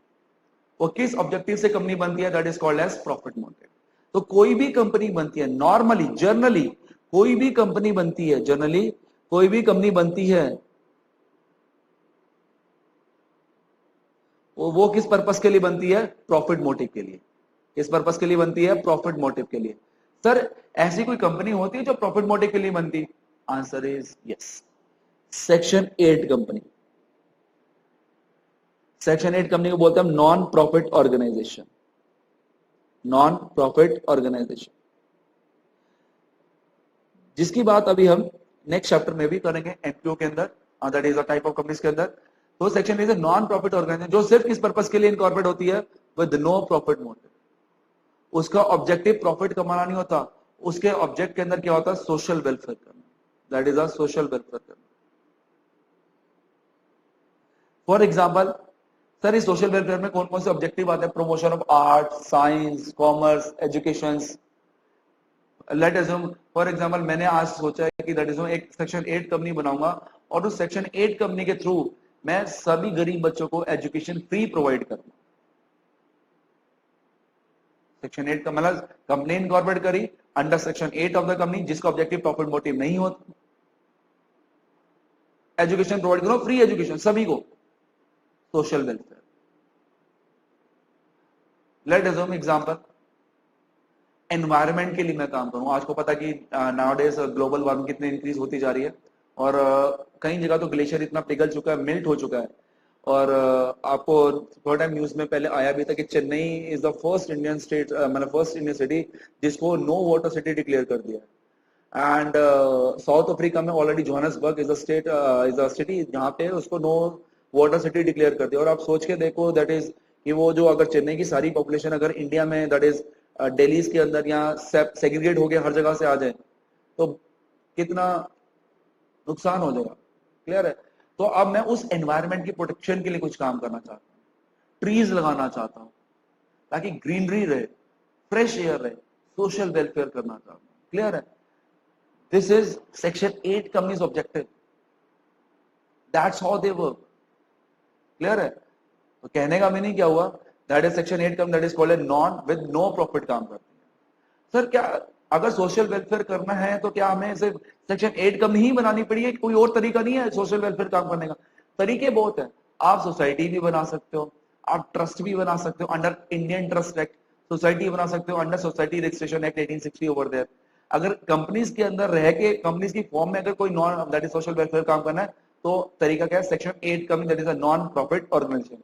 और आपका जो आईसीएसआई जो इंस्टीट्यूट है, आईसीएसआई, वो भी स्टार्टिंग में जब पैदा हुआ था तब वो सेक्शन 25 कंपनी हुआ करता था। ओल्ड कंपनी में पहले एमपीओ का सेक्शन होता 25। तो आईसीएसआई जब स्टार्टिंग में आया पैदा हुआ था तो वो एनपीओ था, मतलब पैदा कब हुआ था? 4 अक्टूबर 1968, 4 अक्टूबर 1968 ये पैदा होने की इसकी डेट है, जन्म हुआ था। तो as section NPO company section number 25, NPO का सेक्शन ओल्ड कंपनी से 1956 में क्या होता था? Section number 20। जो आप सेक्शन 8 पढ़ रहे हो ओल्ड कंपनी में पहले सेक्शन कौन सा था? That is section number 25 over there. But जब वो कंपनी, जब हमारा एक एक्ट आया कंपनी सेक्रेटरीज एक्ट 1980,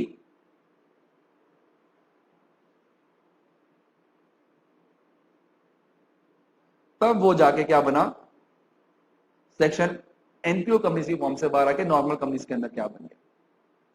तो जब ये आया था 1968 में, तो हमें ऐसा लगता है कि जब हमारा एक्ट आया है 1980 में तभी आईसीआई का एस्टैब्लिशमेंट हुई। नहीं, 1968 में एस्टैब्लिशमेंट हो चुकी थी, बट कौन सी फॉर्म में? That is called as 1968। जब ये कंपनी सेक्रेटरी एक्ट 90 आ गया तो वो स्टैट्यूटरी कंपनी बन गया। Statutory company means that company खुद का अपना ओन एक्ट होता है, खुद का अपना ओन स्टैट्यूट होता है। अभी हम बात करेंगे नेक्स्ट चैप्टर के अंदर स्टैट्यूटरी कंपनीज के बारे में कि जिसका अपना खुद का ओन एक्ट, खुद का अपना ओन स्टैट्यूट होता है। तो आईसीआई क्या बन गया? Statutory company. जब पैदा हुआ था 1968, तो ऑलमोस्ट अब देख लो 50 साल हो चुके हैं, 50 साल हो चुके हैं। और 50 साल जब हुए थे तो मोदी जी आए थे और मोदी जी ने आईसीसी के बारे में भी कुछ ना कुछ अच्छी अच्छी बातें करी थी जब वो एनुअल फंक्शन के अंदर बुलाया गया था। तो कहने का मीनिंग क्या हो गया? तो जनरली जो कंपनी इनकॉर्पोरेट होती है आप अपनी मर्जी से होती है और वो प्रॉफिट जनरेट करने के लिए होती है, but exception is always there. Section 8 company जिसका मेन ऑब्जेक्टिव प्रॉफिट कमाना नहीं होता, that is for the work for the social welfare. Next characteristics separate legal entity. Next characteristics क्या आपका? That is called as separate legal, most important characteristics यार। Separate legal entity, जिस दिन company incorporate हो जाती है, जिस दिन कंपनी को certificate of incorporation ROC issue कर देता है, उसी दिन से कंपनी क्या होती है? एक सेपरेट लीगल एंटिटी। कंपनी के मेंबर्स, कंपनी के डायरेक्टर्स अलग हैं और कंपनी अलग है। फॉर एग्जांपल, दो नेचुरल पर्सन है, राम और श्याम, दोनों की एंटिटी क्या है? अलग है, दोनों अलग अलग पर्सन है। ऐसी कंपनी अलग है और कंपनी के डायरेक्टर्स या शेयर होल्डर्स क्या है? अलग है। तो कंपनी क्या होती है? Separate legal entity.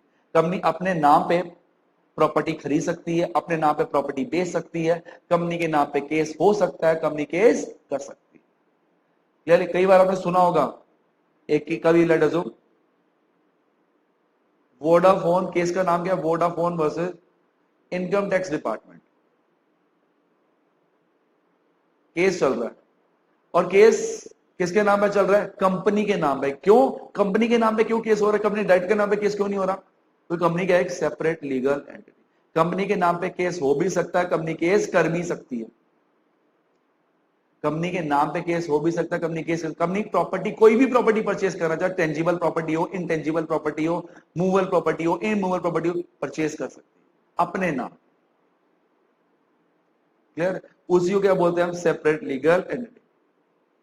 क्या लिखा हो? A company has a legal distinct entity and it is dependent upon its independent of its members. तो मेंबर्स और कंपनी दो अलग अलग है, मेंबर्स अलग है, कंपनी अलग है, डायरेक्टर्स अलग है, कंपनी अलग है। तो company can sue, company case कर सकती है और कंपनी के अगेंस्ट केस हो भी सकता है। It can hold the property in its own name. Company अपने नाम पे कोई भी प्रॉपर्टी क्या कर सकती है? परचेज भी कर सकती है अपने नाम पे, कोई भी प्रॉपर्टी सेल भी कर सकती है, इंजॉय भी कर सकती है।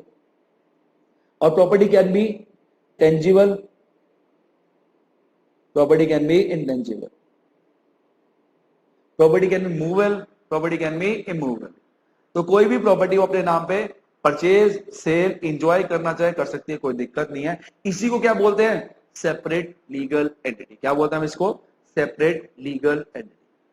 और इसी पॉइंट के ऊपर ना दो केस हुए, separate legal entity, weather company having a separate legal entity और नॉट, इस पर दो केस हुए थे। एक है Salomon and Salomon company limited, और ये यूके का केस है। और कौन से ईयर में डिसाइड हुआ था? 1897। कौन से ईयर में डिसाइड हुआ था? 1897। और एक केस हुआ था कॉन्डोई टी कंपनी लिमिटेड, कौन सी ईयर में? ये इंडियन केस है, ये इंडियन केस है, decided by Calcutta high court, decided by Calcutta high court. अब दिक्कत क्या है ना कि हम यूके लॉ फॉलो करते हैं और जो सैलोमन वाला केस था वो फेमस हो गया और हमें रियलाइज हुआ कि company having a separate legal entity, और हमने माना भी तभी company having a separate legal entity, और हमें पढ़ाया भी वही जाता है। हमारा फोकस भी इसके ऊपर कि company having a separate legal entity decided under this case, famous हो क्योंकि हम यूके लॉ फॉलो करते हैं।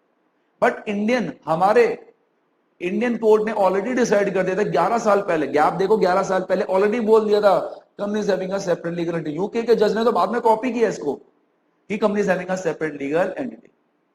बट इसमें से एक केस की डिस्क्रिप्शन मैंने आपके नोट्स में ऑलरेडी दे दी है, उसको भी हम पढ़ेंगे, that is of Salomon and Salomon. तो हमें ये थोड़ा सा पता होना चाहिए कि किस तरीके से सेपरेट लीगल एंटिटी डिटरमाइन हुई थी इस सैलोमन केस में। तो नीचे मैंने ऑलरेडी वो केस को एक्सप्लेन कर रखा, ध्यान से सिर्फ सुनते जाना। हुआ क्या था सैलोमन केस के अंदर? टोटल 6 पॉइंट्स में पूरा केस डिवाइड कर दिया, 1 2 3 4 5 एंड 6 पॉइंट्स है टोटल। ध्यान सुना, सैलोमन एक यूके का रेजिडेंट था। सैलोमन एक यूके का क्या रेजिडेंट था, वहां पे एज सोल प्रोप्राइटर काम करता था, वहां पे एज सोल प्रोप्राइटर काम करता था सैलोमन। अब सैलोमन ने क्या किया, अपना पूरा बिजनेस, सोल प्रोप्राइटरशिप वाला पूरा बिजनेस किसी एक कंपनी को ट्रांसफर कर दिया, और कंपनी का नाम क्या रखा, सैलोमन एंड कंपनी लिमिटेड। क्या नाम रखा, सैलोमन एंड कंपनी लिमिटेड। पूरे बिजनेस की जो वर्थ थी वो कितनी थी, 38,782 पाउंड्स। यूके का केस है तो पाउंड्स में करेंसी होनी चाहिए, तो 38,700 उस टाइम के जमाने में बहुत ज्यादा थी। वैसे तो आज भी बहुत ज्यादा है, बट उस टाइम के जमाने में तो वैसे ही बहुत ज्यादा वैल्यू थी। तो सैलोमन का जो सोल प्रोप्राइटरशिप का बिजनेस था उसने कंपनी को ट्रांसफर कर दिया। कंपनी का नाम क्या रखा, सैलोमन एंड कंपनी लिमिटेड। और कंपनी की बिजनेस की वर्थ कितनी थी, 38,782 पाउंड। अच्छा, अगर मैंने कंपनी को बिजनेस ट्रांसफर किया है तो कंपनी भी बदले में मुझे कुछ और देगी। कंपनी ने बदले में क्या दिया सैलोमन को, 20,000 शेयर्स, 20,000 की वैल्यू के शेयर्स, 10,000 सिक्योर्ड डिबेंचर्स। क्या दिए हुए, 10,000 सिक्योर्ड डिबेंचर। और आपको पता है that is debentures, debenture holders क्या होते हैं, क्रेडिटर्स। और ये सैलोमन क्या बन गया, कंपनी का क्या बन गया, सिक्योर्ड क्रेडिटर। कंपनी का क्या बन गया, सिक्योर्ड क्रेडिटर। तो सैलोमन कंपनी का शेयर होल्डर भी है, सैलोमन कंपनी का क्या है, सिक्योर्ड क्रेडिटर भी। और आपको पता है, नहीं पता तो बता दो, कंपनी जब भी वाइंडिंग में जाती है तो सबसे पहले पेमेंट पहले सिक्योर्ड क्रेडिटर की होती है, बाद में पेमेंट किसकी होती है, अनसिक्योर्ड क्रेडिटर। तो यहां पे जो that is share holder, that is called Salomon है, वो क्या है, शेयर होल्डर भी है और क्या है, क्रेडिटर्स भी है। वो भी क्रेडिटर भी कौन सा, सिक्योर्ड। बाकी पेमेंट कंपनी ने कैश में कर दी सैलोमन। कैश कितना बच गया, 8,782 पाउंड्स। कैश कितना बच गया, 8,782 पाउंड्स। क्लियर। उसके बाद, और आपको पता है ये पब्लिक कंपनी है, पब्लिक कंपनी मिनिमम मेंबर कितने चाहिए होते हैं, 7।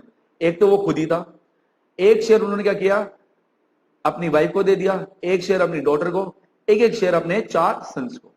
टोटल कितने बन गए अब ये, 7 मेंबर्स। टोटल कितने बन गए, 7 मेंबर्स। और आपको पता ही है कि मतलब दिख ही रहा है, दैट इज ऑलमोस्ट सारे शेयर किसके पास है, सैलोमन के पास। रिमेनिंग 1 शेयर किसको दे दिए, एक शेयर किसको दे दिए, अपने सन्स को, अपनी डॉटर को और अपनी वाइफ को, to fulfil the requirement, to fulfil the requirement. आने वाले टाइम में हमें पढ़ने वाले हैं, दैट इज टाइप ऑफ इसके अंदर, ये सेक्शन नंबर 3 में लिखा हुआ है, 3 में भी लिखा हुआ है कि अगर कोई पब्लिक कंपनी होती है तो उसके अंदर मिनिमम मेंबर कितने चाहिए, 7। क्लियर है। तो उस रिक्वायरमेंट को फुलफिल करने के लिए उसने एक शेयर अपने डॉटर सन्स को कर दिए और वाइफ को कर दिए, ट्रांसफर कर दिए। उसका धंधा पानी बहुत अच्छा चल रहा था। थोड़े टाइम बाद क्या हुआ, यूके के अंदर थोड़ा सा रिसेशन आया, करेंसी डाउन हुई, और जो भी उसका प्रोडक्ट था उसने स्टॉक करके रखना शुरू किया, बट वो सेल नहीं हो रहा था, सेल होना बंद हो गया। मतलब प्रोडक्ट तो वो परचेज कर रहा था बट वो सेल नहीं हो रहा था। और ऑब्वियस बात है, अगर आप प्रोडक्ट आपसे प्रोडक्ट आपका सेल नहीं हो रहा तो कभी ना कभी तो बिजनेस ठप हो जाएगा। और जिस दिन बिजनेस ठप होता है फिर कंपनी अभी क्या चली जाती है, वाइंडिंग अप के अंदर। और यही हाल हुआ सैलोमन ने। सैलोमन ने कोई फ्रॉड नहीं किया था, कंपनी बंद पड़ गई थी, बिजनेस चल नहीं रहा था, दैट इज क्लियर है। करेंसी डाउन हो गई थी, अकाल बढ़ गया था, स्टॉक सेल नहीं हो रहे थे उसके। तो इस वजह से उसको क्या करनी पड़ी, कंपनी बंद करने की नौबत आ गई। बट कंपनी के बंद करने से पहले उसने क्या करा, उसने क्या लिया हुआ था, एक अनसिक्योर्ड क्रेडिटर, मतलब एक बाहर वाले आउटसाइडर से एक लोन लिया। सैलोमन ने क्या, कंपनी के नाम पे, कंपनी के नाम पे, कंपनी के नाम पे सुना, बाहर आउटसाइडर से एक 8,000 पाउंड का अनसिक्योर्ड लोन लिया। बाइंडिंग में जाने से पहले सैलोमन ने, मतलब सैलोमन ने एंड कंपनी लिमिटेड ने लोन किससे लिया, आउटसाइडर से। कितने अमाउंट का, 8,000 पाउंड का। तो आउटसाइडर को क्या बोलोगे आप, अनसिक्योर्ड लोन। और लोन किसने लिया है, एग्रीमेंट में साइन किसने किया हुआ, सैलोमन एंड कंपनी लिमिटेड ने। तो सैलोमन ने कंपनी के नाम पे लोन लिया, किससे, आउटसाइडर। और लेने के कुछ टाइम बाद कंपनी चल नहीं रही थी, तो कंपनी क्या चलेगी, बाइंडिंग में। अगर बाइंडिंग में चलेगी है तो वहां पे कोर्ट ने क्या किया, that is called as liquidator appoint किया। और लिक्विडेटर ने क्या, लिक्विडेटर जब अपॉइंट हुआ तो लिक्विडेटर किस फंक्शन के लिए अपॉइंट होता है, सारे एसेट्स को बेचने के लिए और लायबिलिटीज को पे ऑफ करने के लिए। उसको जब पता लगा कि टोटल एसेट्स की जो वर्थ है वो कितनी है, 6,050 पाउंड, कितनी वर्थ रह चुकी है, जब ऑक्शन में सेल करने के लिए जा रहे हैं तो उसकी वर्थ कितनी, दैट इज ऑफ 6050 पाउंड्स। तो लिक्विडेटर के सामने क्वेश्चन था कि ये 6050 पाउंड्स की वो पेमेंट किसको करे, सैलोमन को, क्योंकि सैलोमन भी क्या था, कंपनी का सिक्योर्ड क्रेडिटर, क्या था, सिक्योर्ड क्रेडिटर, या फिर उस आउटसाइडर को जो कंपनी का क्या था, अनसिक्योर्ड क्रेडिटर, जो कंपनी का क्या था, अनसिक्योर्ड क्रेडिटर। और ये मैटर कहां पे गया, पहले लोअर कोर्ट, यूके के लोअर कोर्ट में गया, और लोअर कोर्ट ने क्या डिसाइड किया कि पहले पेमेंट किसको होगी, अनसिक्योर्ड क्रेडिटर, क्योंकि वो आउटसाइडर है और सैलोमन क्या घर का बंदा ही है, इसलिए इसको पेमेंट क्या होगी बाद में। ये लोअर कोर्ट में डिसाइड हुआ था, बट सैलोमन ने इस डिसीजन के अगेंस्ट अपील करी, कहां पे, हाउस ऑफ लॉर्ड्स में। हाउस ऑफ लॉर्ड्स को यूके में बोलते हैं सुप्रीम कोर्ट, वहां पे हाउस ऑफ लॉर्ड्स को क्या बोलते हैं, सुप्रीम कोर्ट। अपील करी सुप्रीम कोर्ट के अंदर सैलोमन ने, और मतलब कंपनी ने अपील करी कहां पे, हाउस ऑफ लॉर्ड्स के अंदर। हाउस ऑफ लॉर्ड्स ने क्या बात बोली, क्या क्या रीजन दिए, क्या बोला कि इवन उसने सबसे पहला पॉइंट क्या बोला हाउस ऑफ लॉर्ड्स ने, कि जिस दिन से कंपनी को सर्टिफिकेट ऑफ इनकॉर्पोरेशन इश्यू हो जाता है, उस दिन से कंपनी क्या हो जाती है, सेपरेट लीगल एंटिटी अराइज हो जाती है। और जो उनके नेचुरल पर्सन एज मेंबर हैं और जो कंपनी है, दोनों की एंटिटी अलग अलग है, दोनों both having a separate legal entities. तो इस केस के अंदर जो सैलोमन एंड कंपनी में जो 7 नेचुरल पर्सन मेंबर हैं और एक जो कंपनी है, दोनों अलग अलग हैं, both having a separate legal entity. First reason दिया। सेकंड रीजन क्या दिया, इवन की अगर एक सारे के सारे शेयर अगर एक इंडिविजुअल ने होल्ड किए हुए हैं, इवन के सारे शेयर अगर इंडिविजुअल ने अगर होल्ड किए हुए हैं, मैं मानता हूं it is a family business, but still company is having a separate legal entity, and एक बंदा एक समय के अंदर क्रेडिटर भी हो सकता है और शेयर होल्डर भी होना चाहिए, हो सकता है, कोई भी दिक्कत नहीं। तो इस रीजन के बेसिस के ऊपर जो पहले पेमेंट मिलेगी वो किसको मिलेगी, सैलोमन। इस बेसिस के ऊपर, because company is having a separate legal entity, तो पेमेंट किसको पहले मिलेगी। और आपको पहले ही बता दिया था कि जब कंपनी बनने का मिल जाती है, पहले पेमेंट किसकी होती है, सिक्योर्ड की, बाद में पेमेंट किसकी होती है, अनसिक्योर्ड।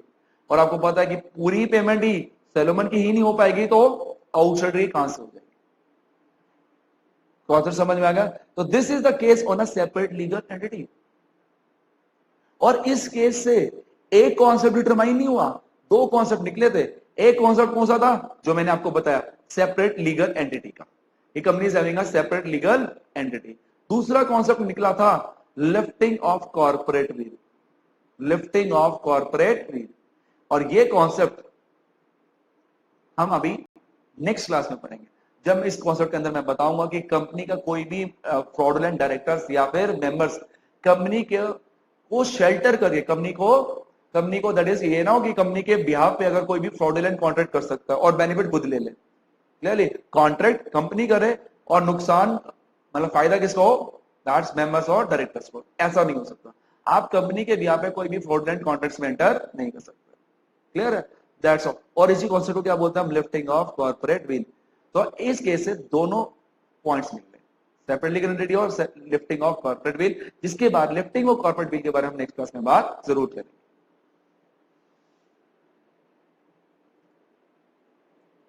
उसके बाद आती है next characteristics, that is a perpetual existence. Perpetual का मीनिंग ही क्या होता है, लाइफ टाइम। परपेचुअल का मीनिंग ही क्या होता है, लाइफ टाइम।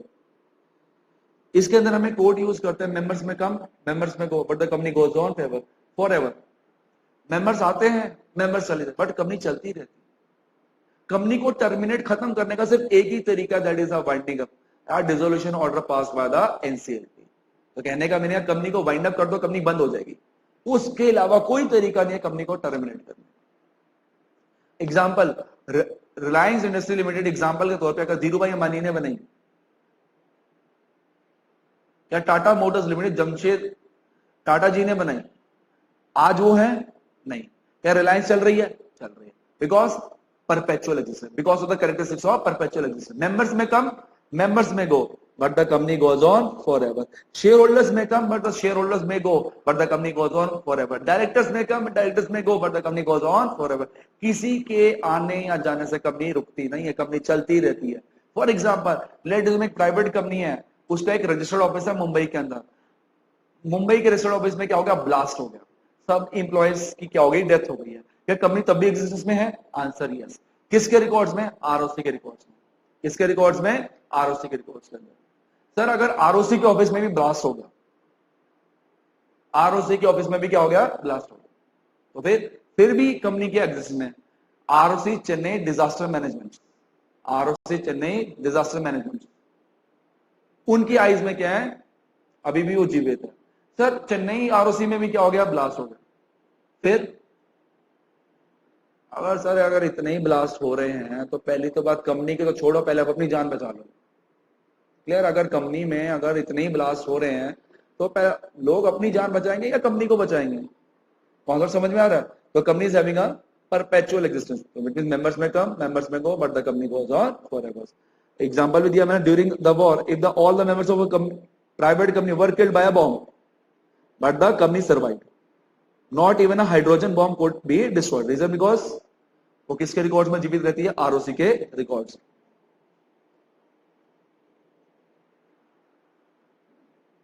उसके बाद हम बात करते हैं कॉमन सील। उसके बाद next characteristic that is called as common seal over there. अब एक बार तो हमने ऊपर एक कैरेक्टरिस्टिक पढ़ा था, company is an artificial legal person.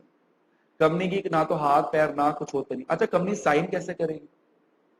Company sign कैसे करेगी? कंपनी को साइन करने का तरीका क्या है? कॉमन सील क्या होती है? That is called as common seal. अब कॉमन सील क्या करते हैं हम? Just like a rubber stamp affix कर देते हैं। वो जो कॉमन सील है, it is the official signature of a company. इसको कहते हैं कॉमन सील को बोलते हैं it is the official signature of a company. जैसे नेचुरल पर्सन है, नेचुरल पर्सन तो फॉर एग्जांपल अपने हाथों से साइन कर देते हैं नॉर्मली, तो कंपनी के तो हाथ पैर तो कुछ होता नहीं, वो तो आर्टिफिशियल पर्सन होती है। तो जो कॉमन सील होती है वो क्या होती है? Official signature of the company. तो it means a company being an artificial person, तो nobody similar to the natural person. तो ये such a company can not sign the document itself. Clearly? तो इट मींस जो common seal है वो क्या है? Substitute of the signature. वो क्या है? Substitute of the signature. Practical life में क्या करते हैं हम? किसी भी डॉक्यूमेंट में क्या करते हैं, अगर कंपनी जब साइन करती है, अपनी रबर स्टैम्प्स वगैरह लगाती है, उसमें कंपनी का सिग्नेचर, कंपनी का नाम आ जाता है, कंपनी का नाम आ जाता है, और उसके ऊपर डायरेक्टली कर देते हैं, साइन कर देते हैं। तो कंपनी किस तरीके से साइन करती है? कॉमन सील के through. It is the official signature of the company. आज मतलब जब से कंपनीज अमेंडमेंट, बट क्या लिखा? After the companies amendment act 2015, after the companies amendment act 2015, adoption of common seal is not mandatory. Adoption of common seal is not mandatory. आप common seal adopt करो या ना करो, आपकी मर्जी। क्या है? आपकी मर्जी। बट कंपनीज अमेंडमेंट 2015 जब से आया है, 26 मई 2015 से, adoption of common seal is not mandatory over there. Clear है? तो आज के टाइम में आप कॉमन सील अडॉप्ट करो या ना करो, ये आपकी मर्जी। This is the common seal over there. Next characteristics आता है आपका लिमिटेड लायबिलिटी। नेक्स्ट कैरेक्टरिस्टिक्स आता है आपका लिमिटेड लायबिलिटी, और ये डिपेंड करता है, अगर लेट अज्यूम आपकी सबसे मेन कैरेक्टरिस्टिक्स क्या होता है आपका?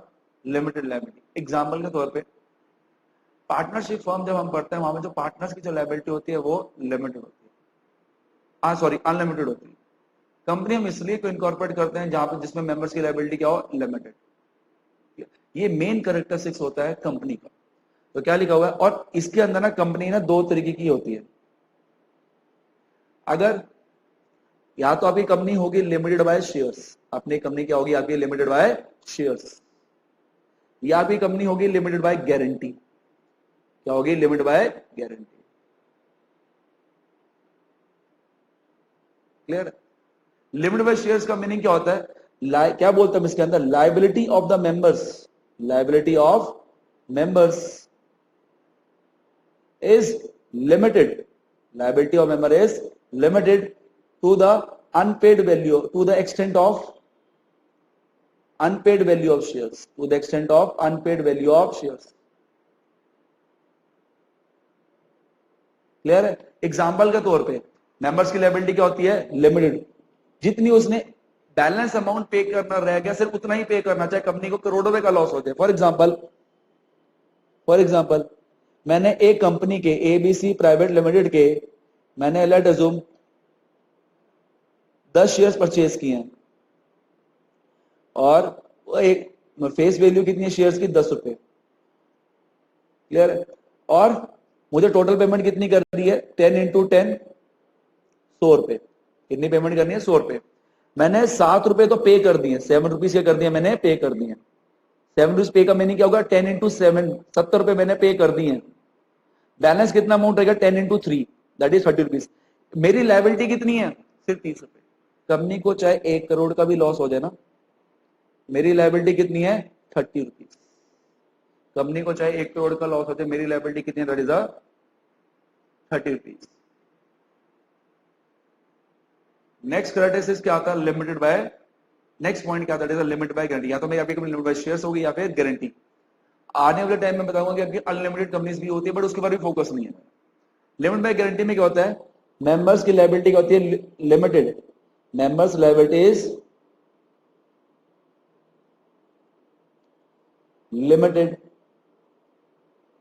To the extent of guaranteed amount, to the extent of guaranteed amount, to the extent of guaranteed amount। इसके अंदर क्या होता है कि सारे मेंबर्स क्या करते हैं? प्रॉमिस करते हैं, इन कॉर्पोरेशन में प्रॉमिस करते हैं कि सर हमें एक मतलब एक अमाउंट का प्रॉमिस करते हैं कि हम गारंटी देते हैं कि जब कंपनी वाइंडिंग अप में जाएगी ना, हम इतना अमाउंट दे देंगे। मतलब मेंबर्स प्रॉमिस कर रहे हैं कि मेंबर्स क्या प्रॉमिस कर रहे हैं? दैट इज कॉल्ड एज कि जब कंपनी वाइंडिंग अप में जाएगी तो हम इतना अमाउंट पे कर देंगे। That is a limited by guarantee. मतलब इन कॉर्पोरेशन में प्रॉमिस कर रहे हैं, क्या प्रॉमिस कर रहे हैं? कि जब कंपनी वाइंडिंग अप में जाएंगी तो हम क्या करेंगे? इतना अमाउंट पे कर देंगे। मेंबर्स की जो लायबिलिटी है वो क्या लिमिट है? कितना? To the extent of the guaranteed amount. जितनी भी आपने गारंटी दी होगी उतनी तक की लायबिलिटी क्या है? फिक्स है कि कंपनी जब वाइंडिंग अप में जाएगी तो इतना गारंटीड अमाउंट आपको पे करना पड़ेगा। That's it. This is called as limited by guarantee. Clear है? That's how it is work on over there. तो क्या लिखा हुआ है? A company limited by shares और कंपनी लिमिटेड बाय गारंटी। अगर लिमिटेड बाय शेयर्स है तो liability member is limited to the unpaid value of shares. जो हमने एग्जांपल 10 रुपए देने थे, 7 रुपए दे दिए, 3 रुपए रह गए। अगर गारंटीड अमाउंट के अंदर liability member is limited to the such amount as the member undertake means promise to contribute to the assets of the company in the events of its winding. Winding में हम promise आज कर रहे हैं कि winding में जाएंगे तो हम इतना गारंटीड अमाउंट दे देंगे। तो मेंबर्स की लायबिलिटी कितने तक होती है? इतने गारंटीड अमाउंट तक। ट्रांसफरेबल शेयर्स रखना। अगर मेरी पब्लिक कंपनी है, मेरी कौन सी है? पब्लिक कंपनी है। पब्लिक कंपनी में शेयर्स आर फ्रीली ट्रांसफरेबल। मतलब कि अगर मैं पब्लिक कंपनी का मेंबर हूं और मुझे आपको शेयर ट्रांसफर करना है, मुझे किसी की परमिशन नहीं चाहिए, मैं फ्रीली शेयर अपने ट्रांसफर करना चाहूं कर सकता हूं, कोई दिक्कत नहीं है, अलाउड है, चलेगा। बट अगर मेरी प्राइवेट कंपनी है, अगर क्या मेरी प्राइवेट कंपनी की आर्टिकल एसोसिएशन में एक रेस्ट्रिक्शन होती है। आर्टिकल एसोसिएशन में क्या होती है? प्राइवेट कंपनी के अंदर रेस्ट्रिक्शन होती है, किसी भी मेंबर को अगर शेयर ट्रांसफर करना है तो उसको पहले अदर्स मेंबर्स की परमिशन लेनी पड़ेगी। अगर वो हाँ बोलते हैं तभी आप शेयर ट्रांसफर कर सकते हो, अदरवाइज नहीं। तो कहने का मीनिंग क्या हुआ? प्राइवेट कंपनी में क्या होती है? रेस्ट्रिक्शन। क्या होती है? Restriction to transfer their share. वो जब हम प्राइवेट कंपनी की जब डेफिनेशन पढ़ेंगे तब भी मैं बताऊंगा कि प्राइवेट कंपनी के अंदर क्या होती है, क्या आर्टिकल्स में क्या होती है, रेस्ट्रिक्शन लिखी होती है कि अगर एक मेंबर को अगर शेयर ट्रांसफर करने हैं तो पहले उसको अदर मेंबर की परमिशन लेनी पड़ेगी, वो हाँ बोलेंगे तो शेयर ट्रांसफर कर सकते हो, अदरवाइज नहीं। बट पब्लिक कंपनी में ऐसा कुछ भी नहीं होता, shares are freely transfer. Next point आता है limitation of action. Limitation of action. अच्छा एक बात हो कि जब कंपनी कोई इनकॉर्पोरेट होती है, कुछ ना कुछ तो काम करेगी, कुछ ना कुछ तो उसका ऑब्जेक्ट होगा। ऑब्वियसली बात है, प्रॉफिट मोटिव ऑब्जेक्ट होता है, मेरे को वो पता है, बट उसके अलावा काम धंधा पानी तो करेगी। क्या करना है? सॉफ्टवेयर ट्रेड करेगी, मैन्युफैक्चर करेगी, टेक्सटाइल बिजनेस है, ऑटोमोबाइल बिजनेस है, फार्मास्यूटिकल सेक्टर में कुछ तो काम करेगी, होटल बिजनेस है, क्या काम करने वाली है? क्लियर है? तो जो भी जिस पर्पस के लिए कंपनी इनकॉर्पोरेट होती है, जो ऑब्जेक्ट, फॉर एग्जांपल कंपनी के ऑब्जेक्ट क्लॉज के अंदर जो भी ऑब्जेक्ट लिखा हुआ है, कंपनी के जो मेमोरेंडम ऑफ एसोसिएशन होता है उसमें जो ऑब्जेक्ट क्लॉज होता है, उस ऑब्जेक्ट क्लॉज के अंदर जो भी पॉइंट लिखा हुआ है, कंपनी सिर्फ वही काम कर सकती है, उसके अलावा और कोई काम नहीं कर सकती। फॉर एग्जाम्पल कंपनी के ऑब्जेक्ट क्लॉज के अंदर लिखा हुआ है वो सिर्फ होटल बिजनेस करेगी। क्लियर? कंपनी के ऑब्जेक्ट में क्लॉज में क्या लिखा है? वो होटल बिजनेस करेगी। बट अब कंपनी सोच रही है कि वो कंस्ट्रक्शन बिजनेस भी करे। क्या कौन सा बिजनेस करे? Construction business. क्या कर सकती है? Answer is no. Answer is no, वो कंस्ट्रक्शन बिजनेस नहीं कर सकती, बट एक कंडीशन में कर सकती है, उसको पहले अपना ऑब्जेक्ट क्लॉज में ये कंस्ट्रक्शन बिजनेस क्या करना पड़ेगा, ऐड करना पड़ेगा। पहले ऑब्जेक्ट क्लॉज को चेंज करो, फिर उसके बाद आप कंस्ट्रक्शन बिजनेस स्टार्ट करना चाहो कर सकते हो, कोई दिक्कत नहीं है, but without altering object clause नहीं कर सकते। ऑल्टर करना ऑब्जेक्ट क्लॉज कर लो, कोई दिक्कत नहीं है। सर हम ऑब्जेक्ट क्लॉज कैसे ऑल्टर करते हैं, वैसे लाइन बोल देता हूं, हो सकता है अभी आपको समझ में ना आए, बट आगे जरूर आएगी। कंपनी किस तरीके से अपना ऑब्जेक्ट क्लॉज चेंज करती है, that is by passing special resolution under section 13 of the Companies Act 2013। Special resolution pass करके, स्पेशल रेजोल्यूशन का मीनिंग होता है दैट इज 75% वोट क्या होने चाहिए, फेवर में होने चाहिए, वो रेजोल्यूशन स्पेशल रेजोल्यूशन पास माना जाता है। That means that is called as under section 13 of the companies act 2013 SR pass करो, अपने ऑब्जेक्ट क्लॉज के अंदर नया बिजनेस ऐड करो, नया पर्पस ऐड करो, कंस्ट्रक्शन बिजनेस या कोई बिजनेस करना चाहो कर सकते हो, but without alteration object clause आप नहीं कर सकते। एक्शन क्या होता है आपका, लिमिटेड। तो मेमोरेंडाइजेशन के अंदर जो भी मेमोरेंडाइजेशन company regulates the power of and fix the object of the company, जिस जो ऑब्जेक्ट लिखा उससे बाहर जाकर कोई काम नहीं कर सकते। Provides the edifice upon which entire structure of the company rest, इसी के बेस के ऊपर, इसी चीज के ऊपर बेसिस होता है कंपनी फ्यूचर में क्या क्या काम करने वाली है, जो काम लिख करने हैं वो कंपनी को ऑब्जेक्ट क्लॉज में बताने पड़ेंगे। टर्मिनेशन ऑफ एग्जिस्टेंस, कंपनी खत्म कैसे होती है, परपेचुअल एग्जिस्टेंस में भी बताया था कंपनी खत्म कैसे होती है, सिर्फ वाइंडिंग अप। कंपनी की एग्जिस्टेंस खत्म कैसे होती है, that is only by the winding, no other. और ये वाइंडिंग अप करता कौन है, NCLT. NCLT means national company law tribunal, national company law tribunal, इसको हम क्वासी कोर्ट भी बोलते हैं।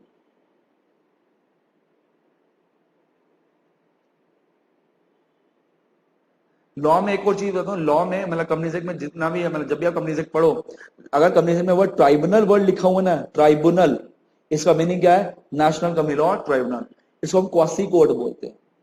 मतलब एग्जैक्ट कोर्ट तो नहीं होता, but it seems like a court, पूरा प्रोसीजर कोर्ट की तरह ही होता है, बट कोर्ट नहीं होता। That is a national company law tribunal. तो वाइंडिंग अप का ऑर्डर कौन पास करता है, that is by NCLT, national company law tribunal. और इसके जब वो ऑर्डर पास करेगा उसके बाद कंपनी की एग्जिस्टेंस क्या हो जाएगी, खत्म, उसके अलावा नहीं। क्लियर है? तो यहां पे आपके कैरेक्टरिस्टिक्स भी खत्म हो गए। तो एक बार रिवाइज कर लेना सारे कैरेक्टरिस्टिक्स कौन कौन से। सबसे पहले क्या बोला था, दैट इज इनकॉर्पोरेशन एसोसिएशन, मतलब कंपनी का जन्म कब होता है, जब उसको कंपनी जन्म कब आती है, मतलब कंपनी का बर्थ कब होता है, उस डेट से जो डेट सर्टिफिकेट ऑफ इनकॉर्पोरेशन में मेंशन होती है। दूसरा आर्टिफिशियल लीगल पर्सन, कंपनी के हाथ पैर नाक कुछ नहीं होता, कंपनी किसके थ्रू काम करती है, बोर्ड ऑफ डायरेक्टर्स। तो BOD is the brain and only brain of the company. Voluntary association of profit, आप अपनी मर्जी से कंपनी बनाते हो, कोई जोर जबरदस्ती नहीं होती, और जनरली कंपनी प्रॉफिट मोटिव के लिए इनकॉर्पोरेट होती है, बट एक्सेप्शन सेक्शन 8 कंपनी। उसके बाद आती है सेपरेट लीगल एंटिटी, कंपनी अपने नाम में प्रॉपर्टी खरीद सकती है, बेच सकती है, कंपनी के नाम में केस हो सकता है, वो केस कर भी सकती है। 2 case, Salomon company limited 1897, paper में क्वेश्चन आ सकता है, 1 मार्क क्वेश्चन, सैलोमन की स्पेलिंग भी याद करनी है। और सबसे पहला केस कौन सा था, सेपरेट लीगल एंटिटी पे, कॉन्डोइटी कंपनी लिमिटेड, कौन से ईयर में, 1886, कौन से कोर्ट ने डिसाइड किया था, कैलकाटा हाई कोर्ट। पेपर में 1 मार्क क्वेश्चन जरूर आएगा इसके ऊपर। Perpetual existence, members may come, members में ऊपर, the company goes on forever.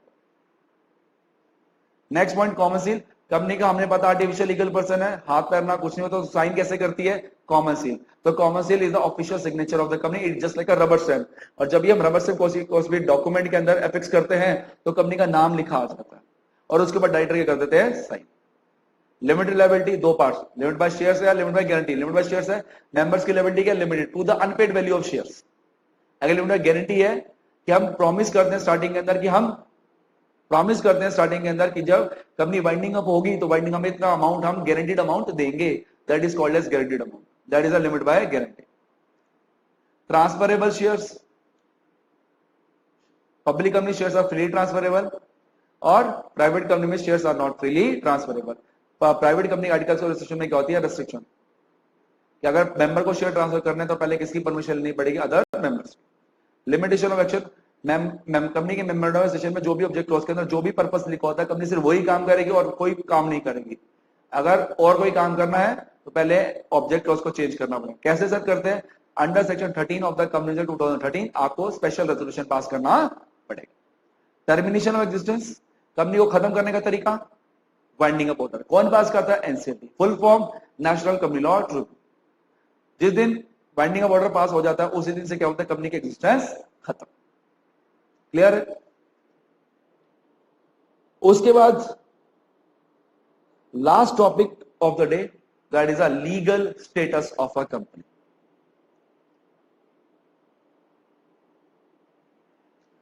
Last topic, legal status of a company.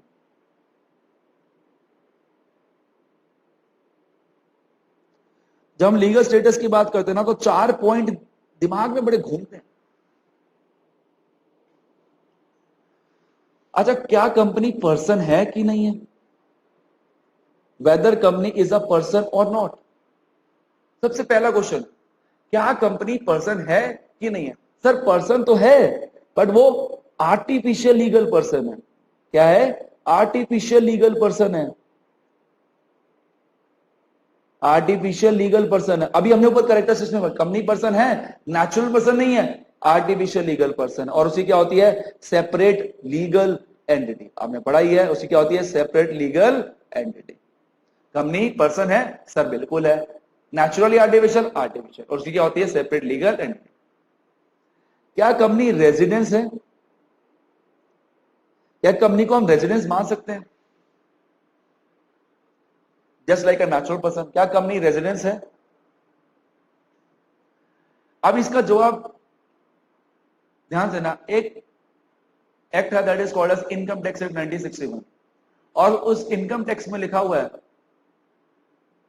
For the computer that is for the purpose of residence. हमें company को क्या देना पड़ता है? टैक्स देना पड़ता है। क्या देना पड़ता है? अपनी कमाई के ऊपर टैक्स देना पड़ता है। और दैट मींस कंपनी का क्या होता है? एक रेजिडेंशियल स्टेटस होता है। कंपनी का क्या होता है? एक रेजिडेंशियल स्टेटस होता है। और वो रेजिडेंशियल स्टेटस हम कैसे कैलकुलेट करते हैं? By computing his tax liability, by computing his tax liability. और कंपनी भी टैक्स पे करती है। कंपनी का भी रेजिडेंशियल स्टेटस है, जैसे आपका रेजिडेंशियल स्टेटस है, कंपनी का भी है, कंपनी भी टैक्स पे करती है। तो इसका रेजिडेंशियल स्टेटस कैसे चेक करते हैं? By computing his tax liability. तो कंपनी क्या रेजिडेंस है? सर है। क्या उसका रेजिडेंशियल स्टेटस है बाय कंप्यूटिंग हिज टैक्स, क्योंकि वो भी क्या पे करती है? टैक्स पे करती है। क्लियर? तीसरा क्वेश्चन, क्या कंपनी की कोई नेशनैलिटी है? क्या कंपनी की कोई नेशनैलिटी है, जैसे नेचुरल पर्सन की होती है? क्या कंपनी की कोई नेशनैलिटी है? आंसर इज यस, नेशनैलिटी भी है। सर कैसे नेशनैलिटी? आप बोलते हो ना कि रिलायंस इंडस्ट्रीज इंडिया की कंपनी है, इंडिया में इनकॉर्पोरेट हुई है, टाटा इंडिया में इनकॉर्पोरेट हुई है, फॉर एग्जांपल गूगल यूएस में इनकॉर्पोरेट हुई है। क्लियर है? तो जिस ओरिजिन में आप इनकॉर्पोरेट होते हो, जिस देश में आप इनकॉर्पोरेट होते हो, उस देश की आप नेशनलिटी कहलाई जाती है। दैट मींस इसकी नेशनलिटी किसके बेसिस के ऊपर डिटरमाइन होती है? किस ओरिजिन में वो कंपनी क्या हुई है? इनकॉर्पोरेट हुई है। वो कंपनी क्या हुई है? इनकॉर्पोरेट हुई है। इनकॉर्पोरेशन के बेसिस के ऊपर आप उनकी नेशनलिटी डिसाइड कर सकते हो। For example Reliance industries limited having a nationality of India, क्योंकि वो क्या है? Indian company. Google Inc having the nationality of US because it is of US company होता है। कॉन्सेप्ट समझ में आ रहा है? तो कंपनी की क्या होती है? कंपनी पर्सन भी है, आर्टिफिशियल लीगल पर्सन है, रेजिडेंशियल है, रेजिडेंशियल स्टेटस भी होता है, बाय कंपनी टैक्स लायबिलिटी, क्या उसकी नेशनलिटी बिल्कुल होती है। जिस ओरिजिन में वो इनकॉर्पोरेट होती है, उसके बेसिस के ऊपर क्या होती है? उसकी नेशनलिटी डिसाइड होती है। मोस्ट इंपोर्टेंट क्वेश्चन, क्या कंपनी सिटीजन है? क्या कंपनी भारत की नागरिक है? नेशनैलिटी को क्या बोलते हैं? राष्ट्रीयता। सिटीजनशिप को क्या बोलते हैं? नागरिकता।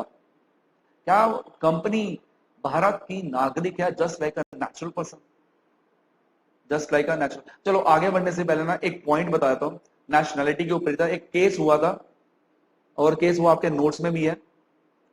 केस का नाम क्या था? नेशनैलिटी के ऊपर है केस। पहले तो गैस्क्यू वर्सेस इनलैंड रेवेन्यू कमिश्नर 1940। अच्छा अच्छा, एक बात बताओ, नेचुरल पर्सन कहीं ना कहीं तो रहता है, उसका कोई ना कोई एड्रेस तो होता होगा। Domicile, domicile. नेचुरल पर्सन का क्या कोई डोमिसाइल होता है? डोमिसाइल का मीनिंग होता है एड्रेस, जहां पे वो रहता है। जहां पे वो रहता है क्या उसका एड्रेस होता है? मतलब एक, क्योंकि मतलब एक ही परमानेंट एड्रेस तो एक ही हो सकता है, दैट इज कॉल्ड ऐसी कंपनी का भी क्या होता है, domicile, registered office address. Company का भी क्या है, डोमिसाइल होता है। नेचुरल पर्सन का भी क्या होता है, डोमिसाइल। बट दोनों में डिफरेंस है। बट क्या दोनों का डोमिसाइल होता है? आंसर इज यस, दोनों का डोमिसाइल होता है। तो एक जज थे, मकानगेट J, held that limited company is capable of having a domicile, उनका एड्रेस होता है, that is a place of registration, that is a registered office, that is a registration office. That domicile clings with the through its existence, जब तक company जिंदा है तब तक registered office रहेगा, उसके साथ ही रहेगा। It is quite true that body corporate can not have a domicile as of individual, जैसा डोमिसाइल नेचुरल पर्सन का होता है वही सेम डोमिसाइल कंपनी का नहीं होता, वो हम मानते हैं। But natural person that attributes residence, domicile and nationality can be given to a body corporate. So that's why companies are having a nationality। ये चीज कहां पे डिसाइड हुई, Gasque versus Inland Revenue Commission. Paper में question आ सकता है 1 mark का, और आपको केस का नाम याद करना पड़ेगा, ऊपर सैलमन वाले भी और ये वाला। और ये केस किसके ऊपर होता है, weather company is having a nationality और नॉट। तो 3 चीजें पूछी है मैंने, weather company is a person, yes, is an artificial person having a separate legal entity, resident, yes, उस वो रेजिडेंट भी है, उसका जो रेजिडेंशियल स्टेटस है आप किससे डिटरमाइन करता है, टैक्स लायबिलिटी कंप्यूट करके। क्या कंपनी की नेशनलिटी है जिस कंट्री में वो इनकॉर्पोरेट हुई है उसके बेसिस पे। अब क्या फोर्थ क्वेश्चन, क्या कंपनी इंडिया की सिटीजन है, क्या कंपनी भारत की नागरिक है जैसे नेचुरल पर्सन होते हैं? इसका हम जवाब लेते हैं केस टू केस बेसिस, और दोनों के 2 केस करवा रहा हूं। किसके ऊपर है दोनों केस, सिटीजनशिप के ऊपर, whether company is a citizen of India और नॉट। कोई डेफिनेशन नहीं है, केस टू केस बेसिस पे देखना पड़ेगा, whether company is a citizen of India not, decided on the case to case basis. सबसे पहला केस हुआ था state rate corporation limited versus commissioner of income tax, short form में CTO, commissioner of income tax, commissioner tax officer, sorry. 1963 में हुआ था, supreme court ने decide किया था, 1963 का केस है। अब हुआ क्या था, एक्ट आया इनकम टैक्स एक्ट 1961 में। ये केस कब हुआ, 1963 के अंदर। केस कब हुआ, 1963 के अंदर। अब हुआ क्या कि 19 जब ये एग्जम्पशन 1963 के अंदर एक एग्जम्पशन आ गई, जो भी every citizen of India, every citizen of India, उसको टैक्स पे करने की कोई भी जरूरत नहीं है। मतलब इनकम टैक्स में एग्जम्पशन आ गई कि सिटीजन ऑफ इंडिया को 1 रुपए का भी टैक्स पे करने की कोई भी जरूरत नहीं, एग्जम्प्टेड है, कि जो भी बिजनेस से वो पैसा कमाएंगे उनको टैक्स पे करने की कोई भी जरूरत नहीं है। तो स्टेट रेट कॉर्पोरेशन ने भी टैक्स पे नहीं किया, मतलब इनकम टैक्स वालों ने कंपनी को नोटिस भेजा टैक्स पे करने के लिए, बट उन्होंने पे नहीं किया। और उन्होंने रीजन क्या दिया, सर हम भी सिटीजन ऑफ इंडिया है इसलिए हमें भी टैक्स पे करने की कोई भी जरूरत नहीं है। सीटीओ ने केस फाइल कर दिया कंपनी के अगेंस्ट, कहां पे, कोर्ट में, सुप्रीम कोर्ट में केस चला। और उस टाइम जज थे हिदायतुल्लाह खान। उस टाइम जो जज थे, दैट इज 1963 में इस केस को जो हैंडल कर रहे थे, हिदायतुल्लाह खान। और उस टाइम हम बोलते थे कि he is the Amitabh Bachchan of that Irena. मतलब उस टाइम वो जो जज के टाइम में नंबर 1 जज, और वो जब भी अपना डिसीजन देते थे हमेशा कुछ ना कुछ एक अच्छा रीजन जरूर देते थे। मतलब बहुत ही यूनिक जज थे, और हर सीएस को, हर लॉयर को इनका नाम जरूर पता होना चाहिए। मतलब पिक्चर में अगर अमिताभ बच्चन है तो ये जज की कैटेगरी के अमिताभ बच्चन, क्लियर है। और उन्होंने क्या डिसाइड किया, उन्होंने बोला, एक साइड करते स्टेट रेट कॉर्पोरेशन लिमिटेड के लॉयर, और उनको क्या बोला, उनको बोला बात सुनो, आपने क्या सिटीजनशिप एक्ट 1955 नहीं पढ़ा हुआ? सर जी पढ़ा हुआ है। क्या वहां पे सिटीजनशिप एक्ट 1955 में एक डेफिनेशन दे रखी है सिटीजन की, और वहां पे साफ साफ बोला हुआ only a natural person can be a citizen of India. How can a body corporate will be a citizen of India? वहां पे साफ साफ लिखा हुआ है only a natural person can become a citizen of India. तो body, कोई भी आर्टिफिशियल लीगल पर्सन कंपनी का सिटीजन नहीं बन सकता, साफ साफ लिखा ही हुआ है। और उन्होंने रीजन दिया, इसी बेसिस के ऊपर उन्होंने बोल दिया company is not a citizen of India. Clear है। तो इट मींस कहने का मीनिंग क्या, इस केस में क्या डिसाइड हुआ, company is not a citizen of India. This is the reason, because as per citizenship act 1955 वहां पे एक सिटीजन की डेफिनेशन है, सेक्शन 2 क्लॉज एफ के अंदर, वहां पे साफ साफ लिखा हुआ है कि only a natural person can become a that is called citizen of India. कोई भी आर्टिफिशियल पर्सन, कोई भी body of individual citizen of India नहीं बन सकते। Next point is, next case कौन सा हुआ था, RC Cooper versus union of India. और इसको हम बैंक नेशनलाइजेशन केस भी कहते हैं। और क्योंकि उसे वो इंदिरा गांधी की सरकार थी, 1970 की बात हो रही है, और उस टाइम वो सारे जो प्राइवेटाइज बैंक पब्लिक में कन्वर्ट हो तो हाहाकार मचा हुआ था। तभी इस केस को नाम क्या दे दिया, RC Cooper versus union of India over there, और वो सुप्रीम कोर्ट में डिसाइड हुआ था। और उस टाइम उस केस में भी जज कौन थे, हिदायतुल्लाह खान। और केस क्या था, weather company is a citizen of India और नॉट। तभी यहां पे क्योंकि सरकार के अगेंस्ट केस था, तभी क्या लिखा हुआ, union of India over there. Hidayatullah Khan ने क्या बोला, अगर आपकी कंपनी के अंदर सारे मेंबर्स अगर इंडियंस भी हैं, सारे मेंबर्स इंडिया के सिटीजन भी हैं, अगर आपकी कंपनी के अंदर सारे मेंबर्स इंडियन नेचुरल पर्सन ही है, इंडियन सिटीजन ही है, तब भी कंपनी को सिटीजन ऑफ इंडिया नहीं बोला जाए। क्या जवाब दिया उन्होंने, अगर आपकी कंपनी के अंदर जितने भी मेंबर्स हैं नेचुरल पर्सन है, इंडियन सिटीजन है, मतलब इंडियन सिटीजन है, आपकी कंपनी के अंदर सारे मेंबर्स हैं, वो क्या है, अगर इंडियन सिटीजन है तब भी कंपनी को सिटीजन ऑफ इंडिया नहीं बोला जाए। क्यों, नेचुरल पर्सन की शादी हो सकती है, कंपनी की नहीं हो सकती। Natural person can marry, the members of a company can marry, but company can not, that's why it is not considered as a citizen of India. Reason भी unique, natural person can marry but artificial person can not, that's why company is not a citizen of India. तभी मैंने बोला कि ये बहुत unique reason देते थे। That's why is called as Amitabh Bachchan of that particular इन्हें ना, जब वहां पे 90s में जब बात होती, 60 50 60 70s की बात जो होती थी, तो इज अ वेरी गुड जज। तो थोड़ी सी बातें पता होनी चाहिए, अगर आप लॉयर हो, सीएस हो, इनका नाम जरूर इज्जत से लिया जाता है जज की कैटेगरी के लिए। क्लियर है।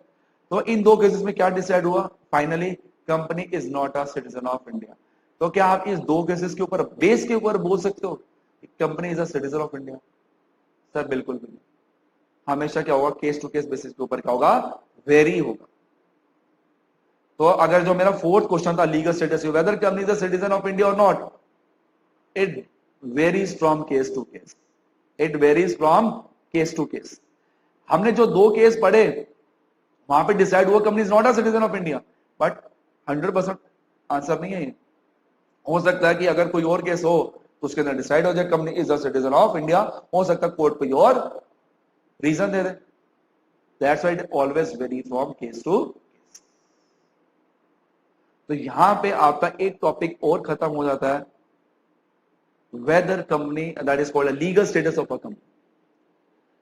तो दैट इज लीगल से बहुत इंपॉर्टेंट टॉपिक है, पेपर में क्वेश्चन आता है, केस के नाम याद होने चाहिए।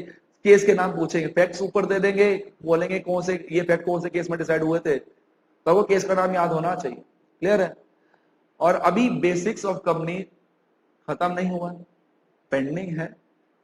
दैट इज कह सकते हैं कि अभी इसके अंदर टॉपिक पेंडिंग है, लिफ्टिंग और piercing of corporate wheel, advantages disadvantages, other topics अभी क्या है, पेंडिंग। तो इसके अंदर अभी पढ़ा है, नेक्स्ट वीडियो के अंदर जो बैलेंस टॉपिक पढ़ा है वो हम कंप्लीट करेंगे। और उसके बाद आपका जो पार्ट 1 है कंपनी लॉ का बेसिक्स, वो क्या हो जाएगा खत्म। और आज आपने जितने टॉपिक बहुत डिटेलिंग के अंदर है, जितने भी टॉपिक्स हैं और जितने पढ़े भी हैं वो भी हम काफी डिटेलिंग में एग्जांपल के साथ करेंगे, ताकि आपको एक एक चीज के ऊपर क्या रहे, क्लैरिटी। क्लियर है। तो मैं हमेशा से कहता हूं अपने हर स्टूडेंट्स को, दैट इज कि कभी भी आप अगर आप तैयारी कर रहे हो किसी भी लेवल की, खाली टॉपिक्स के बेसिस के ऊपर तैयारी नहीं होती। We have to do the practice of question की प्रैक्टिस भी आपको करनी पड़ेगी। You have to purchase the scanners over there, ताकि फिर आप स्कैनर्स परचेज करो, ताकि आपकी क्वेश्चन की प्रैक्टिस हो, ताकि टॉपिक को पहले कॉन्सेप्ट को समझो, फिर उसके बेसिस पे क्वेश्चंस करो। क्लियर है। और मैं भी क्वेश्चंस करवाऊंगा, ये नहीं है कि मैं क्वेश्चंस नहीं कराऊंगा। जैसे जैसे आपकी एक एक पार्ट खत्म होता जाएगा वैसे वैसे मैं क्वेश्चंस भी कराऊंगा, ताकि फिर आपका कॉन्सेप्ट क्लैरिटी भी रहे, ताकि आपकी क्या रहे, कॉन्सेप्ट क्लैरिटी भी रहे। चाहे 5 क्वेश्चन करें, चाहे 7 क्वेश्चन करें, बट करेंगे जरूर, ताकि इट मींस जितनी टॉपिक्स उसी के साथ के क्वेश्चन। क्लियर है। तो जो इसका बैलेंस टॉपिक है हम क्या करेंगे नेक्स्ट क्लास के अंदर कवर करेंगे। तो अभी के लिए thank you so much, and this is from my side.